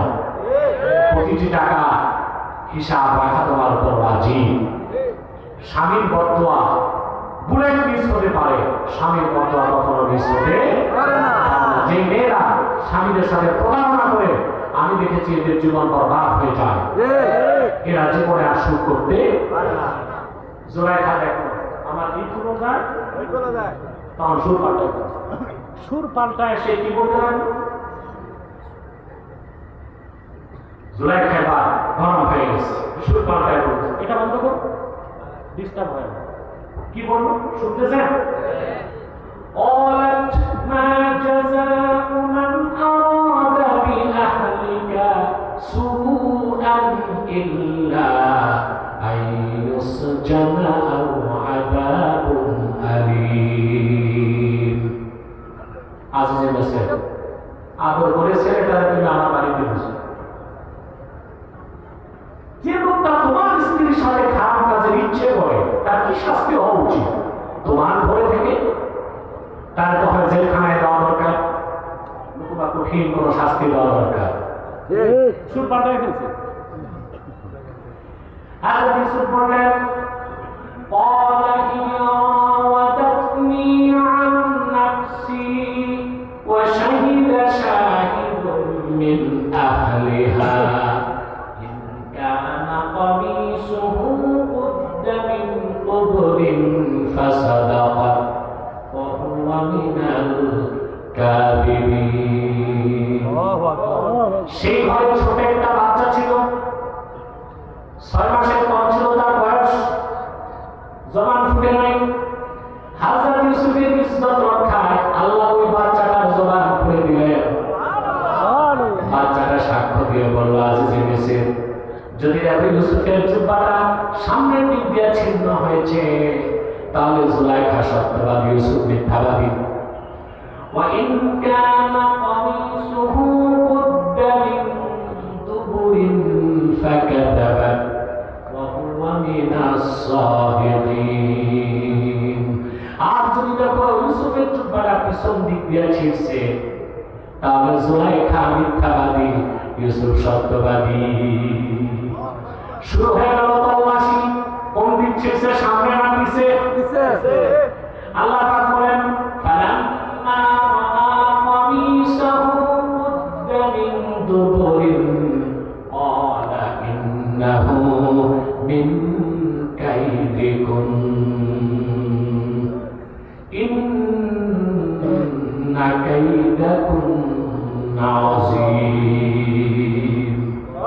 তল্লাশি করে দেখা গেল ইউসুফের জুব্বা ছিঁড়ছে পিছন দিক থেকে, ধরা খেল কে? জুলাইখা। এবার আজিজে মিসর বললেন, এসব তোমাদের চক্রান্ত, তোমাদের মেয়ে জাতিদের চক্রান্ত, অত্যন্ত মারাত্মক। সব যুগের মেয়েদের, মহিলাদের চক্রান্ত খুব খারাপ হয়, ঠিক না? আমি আসলে যাচ্ছি না, আপনারা বুঝতে পারতেছেন আমি কি বলতে চাচ্ছি। রাত হয়ে গেছে, সব সময় মহিলারা ক্রিটিক্যাল মাইন্ডেড হয়। কি হলো? মারাত্মক হয়, বুঝতে পারছেন? এবার আজিজ মিসর বুঝে গেলেন কে অপরাধী। আজিজ মিসর বলবেন, ইউসুফ আরিদ আন হাযা ওয়াস্তাগফিরি লিযামবিক ইন্নাকি কুনতি মিনাল খাতিঈন। ইউসুফ, তুমি নির্দোষ নিষ্পাপ, তুমি তার দিক থেকে দৃষ্টি সরাও। জুলাইখা, তুমি পাপী, তুমি অপরাধী, তুমি মহান রবের কাছে ক্ষমা চাও। তার ভাইরা, আমরা দেখতে পেলাম যদি কোনো ব্যক্তি মুজাহাদার মাধ্যমে চূড়ান্ত স্তর লাভ করে সে হয়ে যায় মুহসিন, বান্দা যখন মুহসিন হয়ে যায়, আল্লাহ সে বান্দাকে জান্নাতে যাওয়ার জন্য যতটুকু সাহায্য করা দরকার করেন, আর জাহান্নামের সব কাজ থেকে আল্লাহ তারে রক্ষা করে। আল্লাহ রহমত বর্ষণ করেন মুহসিনের উপর, তাকে খুব আল্লাহ আমাদের সকলকে যেন মুসলিম বান্দা বানায় দেন। والذين جاهدوا فينا لنهدينهم سبلنا وإن الله لمع المحسنين. صدق الله العظيم وصدق رسوله النبي الكريم ونحن على ذلك من الشاهدين والشاكرين والحمد لله رب العالمين. আমি আর কষ্ট করছি না, আপনাদেরকে কয়েকটা জরুরি কথা বলি আমি বিদায় দিচ্ছি। অনেক রাত বসে অনেক কষ্ট করছেন আপনারা, এই বসে বসে এই নিয়ে আসা দাঁড়াবেন না। অনেকে ভাবছে যে ওয়াজ হয়ে গেছে বা যে মোনাজাত লাগবে ওনারা আউলিয়া কেন। আমরা এখন মোনাজাত সামনে বসে নিলাম সাহেব, একদম অধিক টাকা হাত লেগে যাবে। প্রিয় ভাইরা, আমি আপনাদেরকে কয়েকটা কথা বলি বিদায় করে দিচ্ছি। আপনারা খুব কষ্ট করেছেন, এখানে বিভিন্ন দল মতের লোক আছেন, আপনারা আছেন না। আমি আপনাদেরকে করজোর হাত লেগে যাবে, অনুরোধ করছি আপনাদের কাছে, দলীয় মতভেদ থাকতেই পারে, থাকুক। মাদ্রাসার মতো একটা বাংলাদেশে বৈপরীত্য আছে, থাকুক। কেউ কমই কেউ আগে থাকুক। টুটি নিয়ে দ্বন্দ্ব আছে, কেউ গোল কেউ লম্বা, কেউ পাঁচ করবি, কেউ একটাও করবি নেই, থাকুক। আমাদের সবচেয়ে বড় পরিচয় আমরা মুসলমান। করজোর অনুরোধ আপনাদের কাছে, আমরা প্রত্যেক মাসলাকের মুসলমান, তিনটি স্বার্থে এক হয়ে যাই। ইসলামের সুমহান স্বার্থ রক্ষায় আমরা ঐক্যবদ্ধ হব। মুসলমানদের মৌলিক দাবি আদায়ে আমরা এক হয়ে যাব। বাংলাদেশের স্বাধীনতা রক্ষায় আমরা এক হয়ে যাব। এই ক্ষেত্রে আমরা কে কোন মাসলাকের তা দেখব না। আমাদের এই তিনটি স্বার্থের বিরুদ্ধে বাংলাদেশে কাজ করছে তিনটা অমুসলিম সম্প্রদায়। তার মধ্যে সবচেয়ে জঘন্য হচ্ছে কুখ্যাত কাদিয়ানী সম্প্রদায়। নিঃসন্দেহে তারা কাফের এবং অমুসলিম। তাদেরকে যারা কাফের বলবে না তারাও কাফের, কারণ তারা আল্লাহর আখির নবী নূর নবী জামাল মুহাম্মদ সাল্লাল্লাহু আলাইহি ওয়াসাল্লামকে আল্লাহর শেষ নবী হিসেবে বিশ্বাস করে না। চিল্লায় বলেন নাউজুবিল্লাহ। সেজন্য তারা কি? তাদেরকে যারা কাফের বলবে না তারা কি? মানুষকে ধোঁকা দিতে তারা মুসলমানদের মতো দাঁড়িয়ে রাখে, চুপি লাগায়, নাম রাখে। তাই বলে কি তারা মুসলমান হবে? দাঁড়িয়ে রাখলে কেউ যদি মুসলমান হতে পারত, তো রবীন্দ্রনাথ ঠাকুরের চেয়ে বড় মুসলমান কে হইত? সে কি মুসলিম ছিল না মুসলিম? চুপি লাগালে মুসলমান হওয়া যায়? ভারতের দিল্লি পার্লামেন্টে দেখবেন হিন্দু এমপিও টুপি লাগায়, তাই বলে মুসলমান হবে? নাম রাখলে মুসলমান হওয়া যায়? এক শয়তান বোতলে পেশাব করে উপরে নাম রাখছে শরবত, ওটা কি শরবত হবে? ভিতরে কি তদ্রুপ কাদিয়ানীরা কাফের। আব্দুল্লাহ ওয়াল আব্দুল সামাদ, মুবাশশির আলী কবির চৌধুরী, শাহরিয়ার কবিরা নিঝুম মজুমদার, এসব নাম রাখার দ্বারা তারা মুসলমান হতে পারে না। আমার ভাইরা, আমার বন্ধুরা, আমার আল্লাহ ও নূর নবী জামাল মুহাম্মদ মুস্তাফা সাল্লাল্লাহু আলাইহি ওয়াসাল্লামের ইসলাম ও কোরআনের হাজার হাজার হাজার বছর পরে বর্তমান ভারতের কুখ্যাত পাঞ্জাবের কুখ্যাত গুরুদাসপুরের কুখ্যাত কাদিয়ানী ইংরেজ আমলের শয়তান নিজের কবিতাবি করছে। শয়তানটার নাম রেখেছিল তার বাপ মির্জা গোলাম আহমদ কাদিয়ানী। সাবধান, তাকে গোলাম আহমদ বলা যাবে না, কারণ গোলাম আহমদ অর্থ আহমদ এর গোলাম। কোন কাফের কোনদিনও গোলাম আহমদ এর গোলাম হতে পারে না। আর কাদিয়ানের কাজদার ছিল শেষ পর্যায়ের কুখ্যাত কাফের, সে গোলাম আহমদ এর গোলাম ছিল না, সে ছিল কুখ্যাত শয়তানের কুখ্যাত গোলাম। কাদিয়ানের কাজদার মিথ্যার মধ্যে দাঁড়িয়ে মির্জা গোলাম শয়তান কাদিয়ানের পর গজব এসেছে 1908 সালে। যখন গজব এসেছে, কাদিয়ানের কাজদার মিথ্যার মধ্যে দাঁড়িয়ে ইংরেজদের 5 আনা গোলাম মির্জা গোলাম শয়তান কাদিয়ানী 1908 সালে ধ্বংস হয়ে কুখ্যাত জাহান্নামের কুখ্যাত কুকুরে পরিণত হয়েছে। তার অনুসারীরা ধ্বংস হয়েছে। বর্তমানে কিছু কাদিয়ানী বাংলাদেশে আছে, তাদের সবচেয়ে বেশি উৎপাদ ব্রাহ্মণকারীরা আত্মহত্যা করে। তারা বাংলাদেশে 100 সেন্টার করে ফেলছে। তারা তাদের উপাসনালয়কে মসজিদ বলে। কত বড় ধোঁকাবাজি! কাফেরদের উপাসনালয় মসজিদ হতে পারে? হিন্দুদের উপাসনালয় কি? খ্রিস্টানদেরটা গির্জা, বৌদ্ধদেরটা প্যাগোডা। তো কাদিয়ানিরা তো তাদের চেয়েও বড় কাফের, তাদেরটা মসজিদ হতে পারে না, নিঃসন্দেহে শয়তানি আস্তানা। নাম পরিবর্তন করে করে তারা মিথ্যা পরিচয় দেয়। কখনো নিজেদের পরিচয় দেয় আহমদি জামাত, কখনো বলে আহমদিয়া জামাত, কখনো বলে আহমদি সম্প্রদায়, কখনো বলে আহমদিয়া সম্প্রদায়, কখনো বলে আহমদি মুসলিম জামাত, কখনো বলে আহমদিয়া মুসলিম জামাত। সাবধান, যত কাদিয়ানি ছিল আছে থাকবে, তারা কেউ আহমদি জামাত নয়, আহমদিয়া জামাত নয়, আহমদি সম্প্রদায় নয়, আহমদিয়া সম্প্রদায় নয়, আহমদি মুসলিম জামাত নয়, আহমদিয়া মুসলিম জামাত নয়, তারা শয়তানি জামাত, কুখ্যাত জাহান্নামের কুখ্যাত কুকুরের দল। আমাদের সকল দলের একটাই দাবি, অনতিবিলম্বে স্বাধীন বাংলায় শয়তান কাদিয়ানীদেরকে রাষ্ট্রীয়ভাবে অমুসলিম ঘোষণা করতেই হবে, করতেই হবে, করতেই হবে। এই দাবি আদায়ে যদি তাহরিকে খাতরে নবুয়ত বাংলাদেশের ব্যানারে জান ও মাল দেবার ডাক আসে, কারা কারা প্রস্তুত আছেন হাত তুলে দেখেন।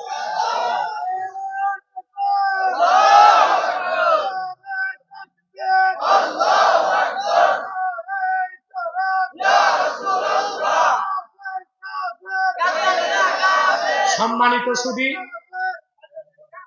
তাদেরকে অর্থনৈতিক সহযোগিতা করবেন না, করেন? জি করেন। প্রাণ কোম্পানির যত জিনিস তাদের, সেজান কোম্পানির জুস তাদের, আর এফএল এর পণ্যগুলো তাদের, প্রথম আলো, ডেলি স্টার, কালের কণ্ঠ এগুলো তাদের। নৈতিক দায়িত্ব হিসেবে এগুলো ধরবেন না, কিনবেন না, বেচবেন না, মনে থাকবে। আরেকটি অমুসলিম সম্প্রদায় আমাদের বিরুদ্ধে মাঠে নামছে, এটা হচ্ছে ইসাই জামাত। কি নাম? এটা খ্রিস্টানদের একটা গোপন দল। 1975 সালে বাংলাদেশে আসছে, এই পর্যন্ত 2.5 লক্ষ পরিবারকে ধোঁকা দিয়া খ্রিস্টান বানাইছে। ধোঁকাটা কি? এরা মানুষকে খ্রিস্টান বানায়, বলে তুমিও মুসলমান, তবে ইসাই মুসলমান। বলে তার মানে, বলে তুমি ঈসার উম্মত মুসলমান। ঈসার উম্মত মুসলমান না খ্রিস্টান? এইভাবে তারা কাজ করে যাচ্ছে। তাদের কাজ এতটা বেড়ে গেছে যে এখন পার্বত্য চট্টগ্রাম, টেকনাফ এই অঞ্চলটাকে আলাদা করে পশ্চিমারা একটা খ্রিস্টান রাষ্ট্র বানাতে চাচ্ছে, যেটার ব্যাপারে আমার হুঁশিয়ারি বহু আত্মীয় শুনে এসেছেন। আর 3 তারিখ আমি এটা হেফাজতের প্রোগ্রামও বলেছি। আমাদের স্বাধীনতার বিরুদ্ধে তারা কাজ করছে খ্রিস্টানরা। এদের মধ্যে সবচেয়ে জঘন্য দলটি হচ্ছে ইসাই জামাত নামে কাজ করতেছে। তাদের ব্যাপারে আপনাদের ঐক্যবদ্ধ হইতে হবে, জাতিকে সচেতন করতে হবে। আরেকটা বাতিল ফেতনা মাথা চারা দিয়েছে হিজবুত তাওহীদ। এই মারাত্মক এক ফেতনা, এটা ইসরায়েলের টাকা খেয়ে মাঠে নামছে। এরা বলে নামাজ হচ্ছে ব্যায়াম, ওযু থাকলেও নামাজ হবে, ওযু ছাড়াও নামাজ। কিতাব বলে না, বলে কেতাব। ইসলাম বলে না, বলে ইসলাম। ইমাম বলে না, বলে এমাম। এরপর এই খিনজির গুলো প্রচার করে যে দজ্জাল বলতে কিছু নাই, আমেরিকায় দজ্জাল। এটা বলে কেন জানেন? আপনারা জানেন দজ্জালকে হত্যা করতে কে নামবে? ঈসা রুহুল্লাহ। নবী পরিচয় আসবেন না, উম্মত, আমাদের মতো উম্মত পরিচয় আসবে। এখন ঈসা রুহুল্লাহ যে আকাশ থেকে নামবেন, এটা অস্বীকার করা কুফরি। এটা তো করতে পারে না, এই জন্য বলে দজ্জাল বলতে কিছু নাই, তার মানে ঈসা নামার দরকার কি? কত জঘন্য আকীদা তারা প্রচার করছে। এই সব ফিতনা থেকে আপনাদের বেঁচে থাকতে হবে। পারবেন তো ইনশাআল্লাহ? আল্লাহ আমাদেরকে তৌফিক দান করুন। আসুন মুনাজাত করি, 11 বার ইস্তেগফার করুন, সূরা ফাতিহা পড়ুন একবার, সূরা ইখলাস পড়ুন 3 বার।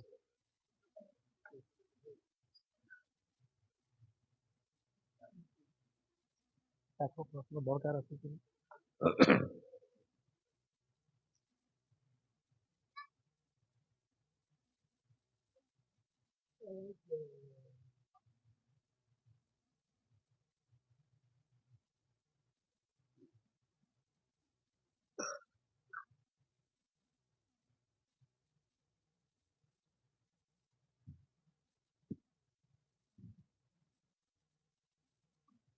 ইস্তেগফার করুন 11 বার।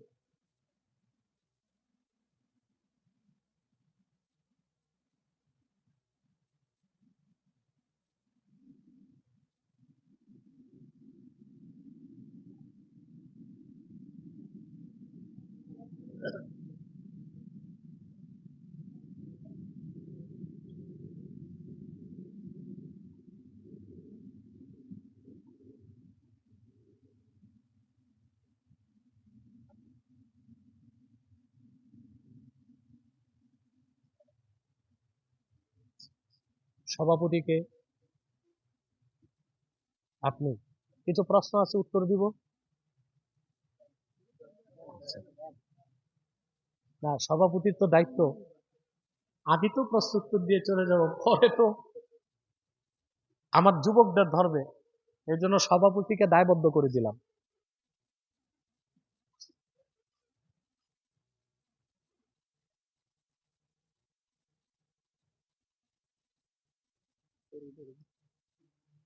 রাখাইন যুদ্ধ নিয়ে সেটা নিয়ে আপনার মতামত মূলত করিডোর তিন প্রকার একটা বাণিজ্যিক করিডোর আরেকটা সামরিক করিডোর আর একটা মানবিক করিডোর তো এখন বাংলাদেশে যেটা দিচ্ছে এটা হচ্ছে মানবিক করিডোর তার মানে হচ্ছে এখানে যদি ফাইনাল হয়ে যায় তো আরাকানের যারা যুদ্ধ করতেছে রাখাইন আরাকান আর্মি ওরা তো বার্মা সরকারের বিরুদ্ধে যুদ্ধ করতেছে ঠিক না আরাকান আর্মিদের কাছে খাদ্য রসদ যাবে এখান থেকে বুঝলেন কেমন হতে পারে তারা আহত হলে এখানে এসে আশ্রয় নিবে ঠিক কেন এখন জাম্বা সরকার বার্মা আর্মি যখন দেখবে যে আমার শত্রুদেরকে বাংলাদেশ মানবিক করিডোরকে সাহায্য করতেছে তখন পাল্টা হামলা কোথায় করবে তারা বাংলাদেশকে বসে থাকবে না পাল্টা হামলা করবে তখন যুদ্ধ হতে পারে বাংলাদেশ আর বার্মার মধ্যে তখন বাংলাদেশের পক্ষ নেবে আমেরিকা আর বার্মার পক্ষ নেবে রাশিয়া এবং চায়না এই পরাশক্তিগুলোর যুদ্ধ চলবে প্রক্সি থাকবে বাংলাদেশ আর প্রক্সি থাকবে বার্মা পাটা পুতার গড়ায় একদম কাছাকাছি তারপর শান্তি প্রতিষ্ঠান নামে আমেরিকা সে ঘাঁটি গাড়বে তারপর বাংলাদেশের একটা অংশ আলাদা করে খ্রিস্টান স্টেট বানাই দেবে দেশের অস্তিত্বই থাকবে না অতএব যত রাজনৈতিক দল আছে অরাজনৈতিক দল আছে তাহরিকে ছাত্রদল বাংলাদেশ হেফাজত ইসলাম বাংলাদেশ জামাত খেলাফত মজলিস বিএনপি এনসিপি ইসলামপন্থী ও ডানপন্থী সমস্ত রাজনৈতিক দলকে এক প্ল্যাটফর্মে আসতে হবে দেশ বিরোধী চক্রান্ত সাফ করে দিতে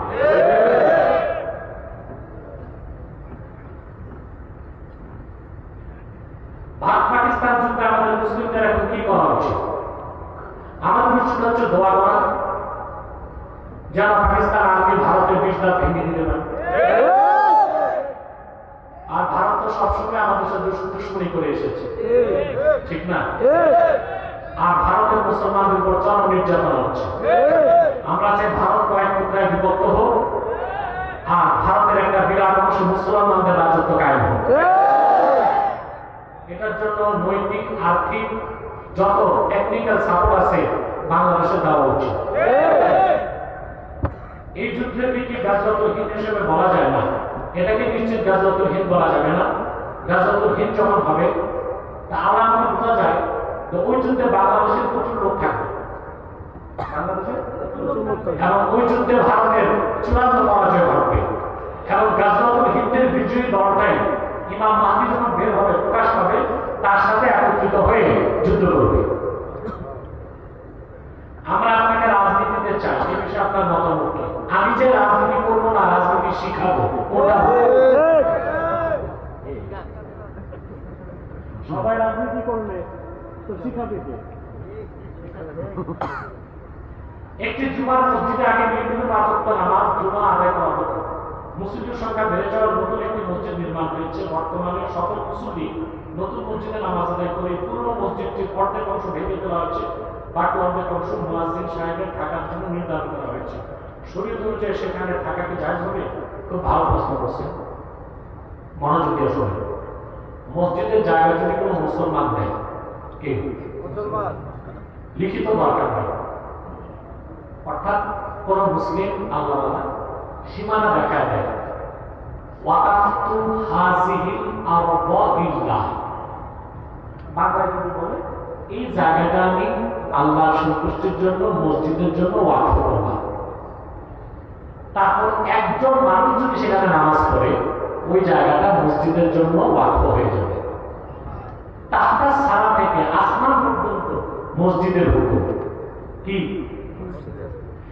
একবার যেটা মসজিদের হুকুমে চলে আসে, ফতোয়া শামিতে স্পষ্ট ইবারত লেখা আছে, আমার মুখস্থ আছে, লা ইয়াখরুজুল মাসজিদু আনিল মাসজিদিয়াতি আবাদা। মসজিদ একবার যেটা হয়ে যায়, ওটা কখনো মসজিদের হুকুম থেকে আর বের হয় না। এখন মসজিদের হুকুম কি? মসজিদে উঁচু ছাড়া ঢুকা যায়? কথা বলেন। জুতা পায়ে ঢুকা যায়? পশু পাখি ঢুকতে পারে?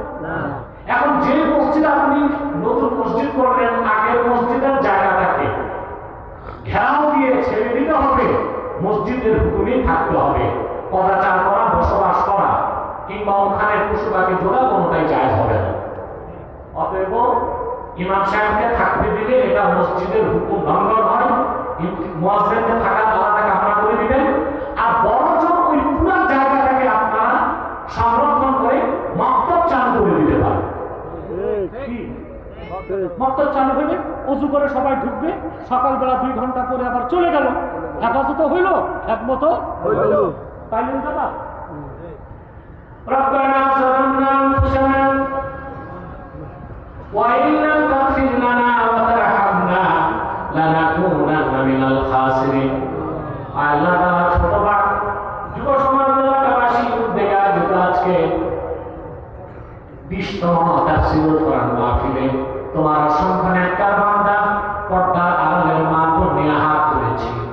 আল্লাহ এতগুলো মানুষের মধ্যে যার দুটো হাত তোমার ভালো লাগে আল্লাহ, তার দুটো হাতের বিনিময়ে আমাদের জিন্দেগির সব গুনাহ খাতা মাফ করে দাও। হৃদয়ের গভীর থেকে দোয়া করি আল্লাহ, হৃদয়ের অন্তরের গভীর থেকে দোয়া করি আল্লাহ, তোমার আখির নবী নূর নবীজি আমার মুহাম্মদ মুস্তাফা সাল্লাল্লাহু আলাইহি ওয়াসাল্লাম আজ থেকে 1000 বছর আগে দুনিয়া থেকে বিদায় নিয়েছেন। হায়াতুন নবী হিসেবে জান্নাতুল ফেরদাউস রওজা মুবারকে বিশ্রাম নিয়েছেন। আল্লাহ জীবনে একবার তোমার আখির নবী নূর নবীজি আমার মুহাম্মদ মুস্তাফা সাল্লাল্লাহু আলাইহি ওয়াসাল্লামের জান্নাতুল ফেরদাউস রওজা মুবারকে উপস্থিত হয়ে আল্লাহ তোমার হাবিবের নূরের কদমে দরুদ ও সালামের হাদিয়া দেবার আগে আল্লাহ তুমি ডাক দিও না। রব্বুল আলামিন একবার একাধিকবার যারা সোনার মদিনা নূরের মদিনা যদি পেয়েছি আল্লাহ জীবনে বারবার তোমার আখির নবী নূর নবীজি আমার